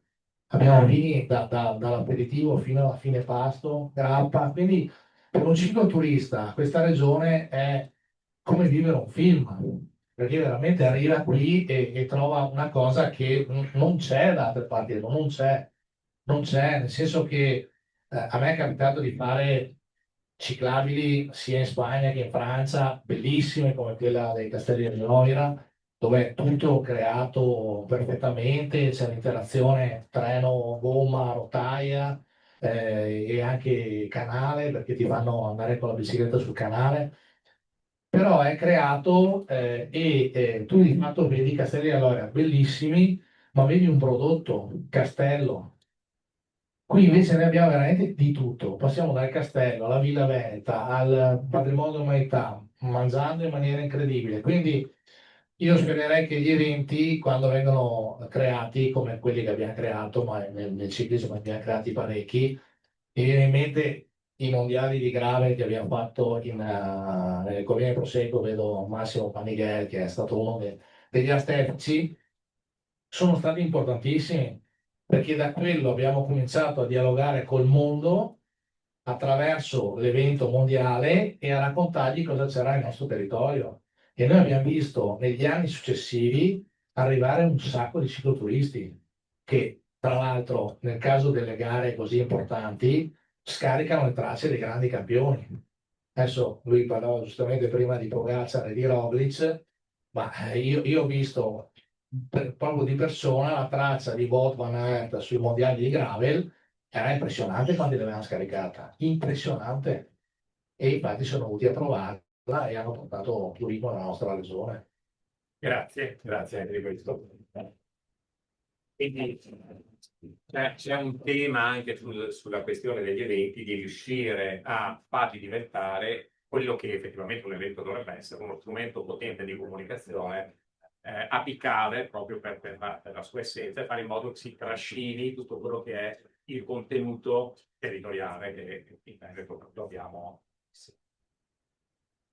Il tempo è scaduto, siamo riusciti a rimanere anche abbastanza nei tempi, devo dire. Se avete delle domande, adesso c'è un aperitivo e siete liberi di fare a ciascuno dei nostri relatori, quelli del tavolo rotonda, quelli dopo, eventuali domande. Io vi vi un'altra ringrazio. cosa, se posso? Vorrei ringraziare dell'invito e ho un piccolo pensierino. Non c'entra niente, però volevo ringraziare il Benedetto.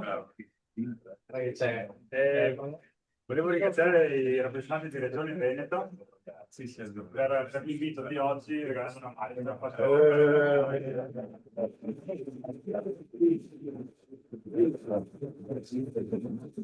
Io ringrazio i partecipanti alla tavola rotonda, ringrazio ovviamente Union Camere che ci ha ospitato oggi, Regione Veneto che appunto in questi percorsi è sempre in tandem con Union Camere, e ovviamente ringrazio tutti voi di essere stati qui oggi e diffondete il verbo, diceva qualcuno.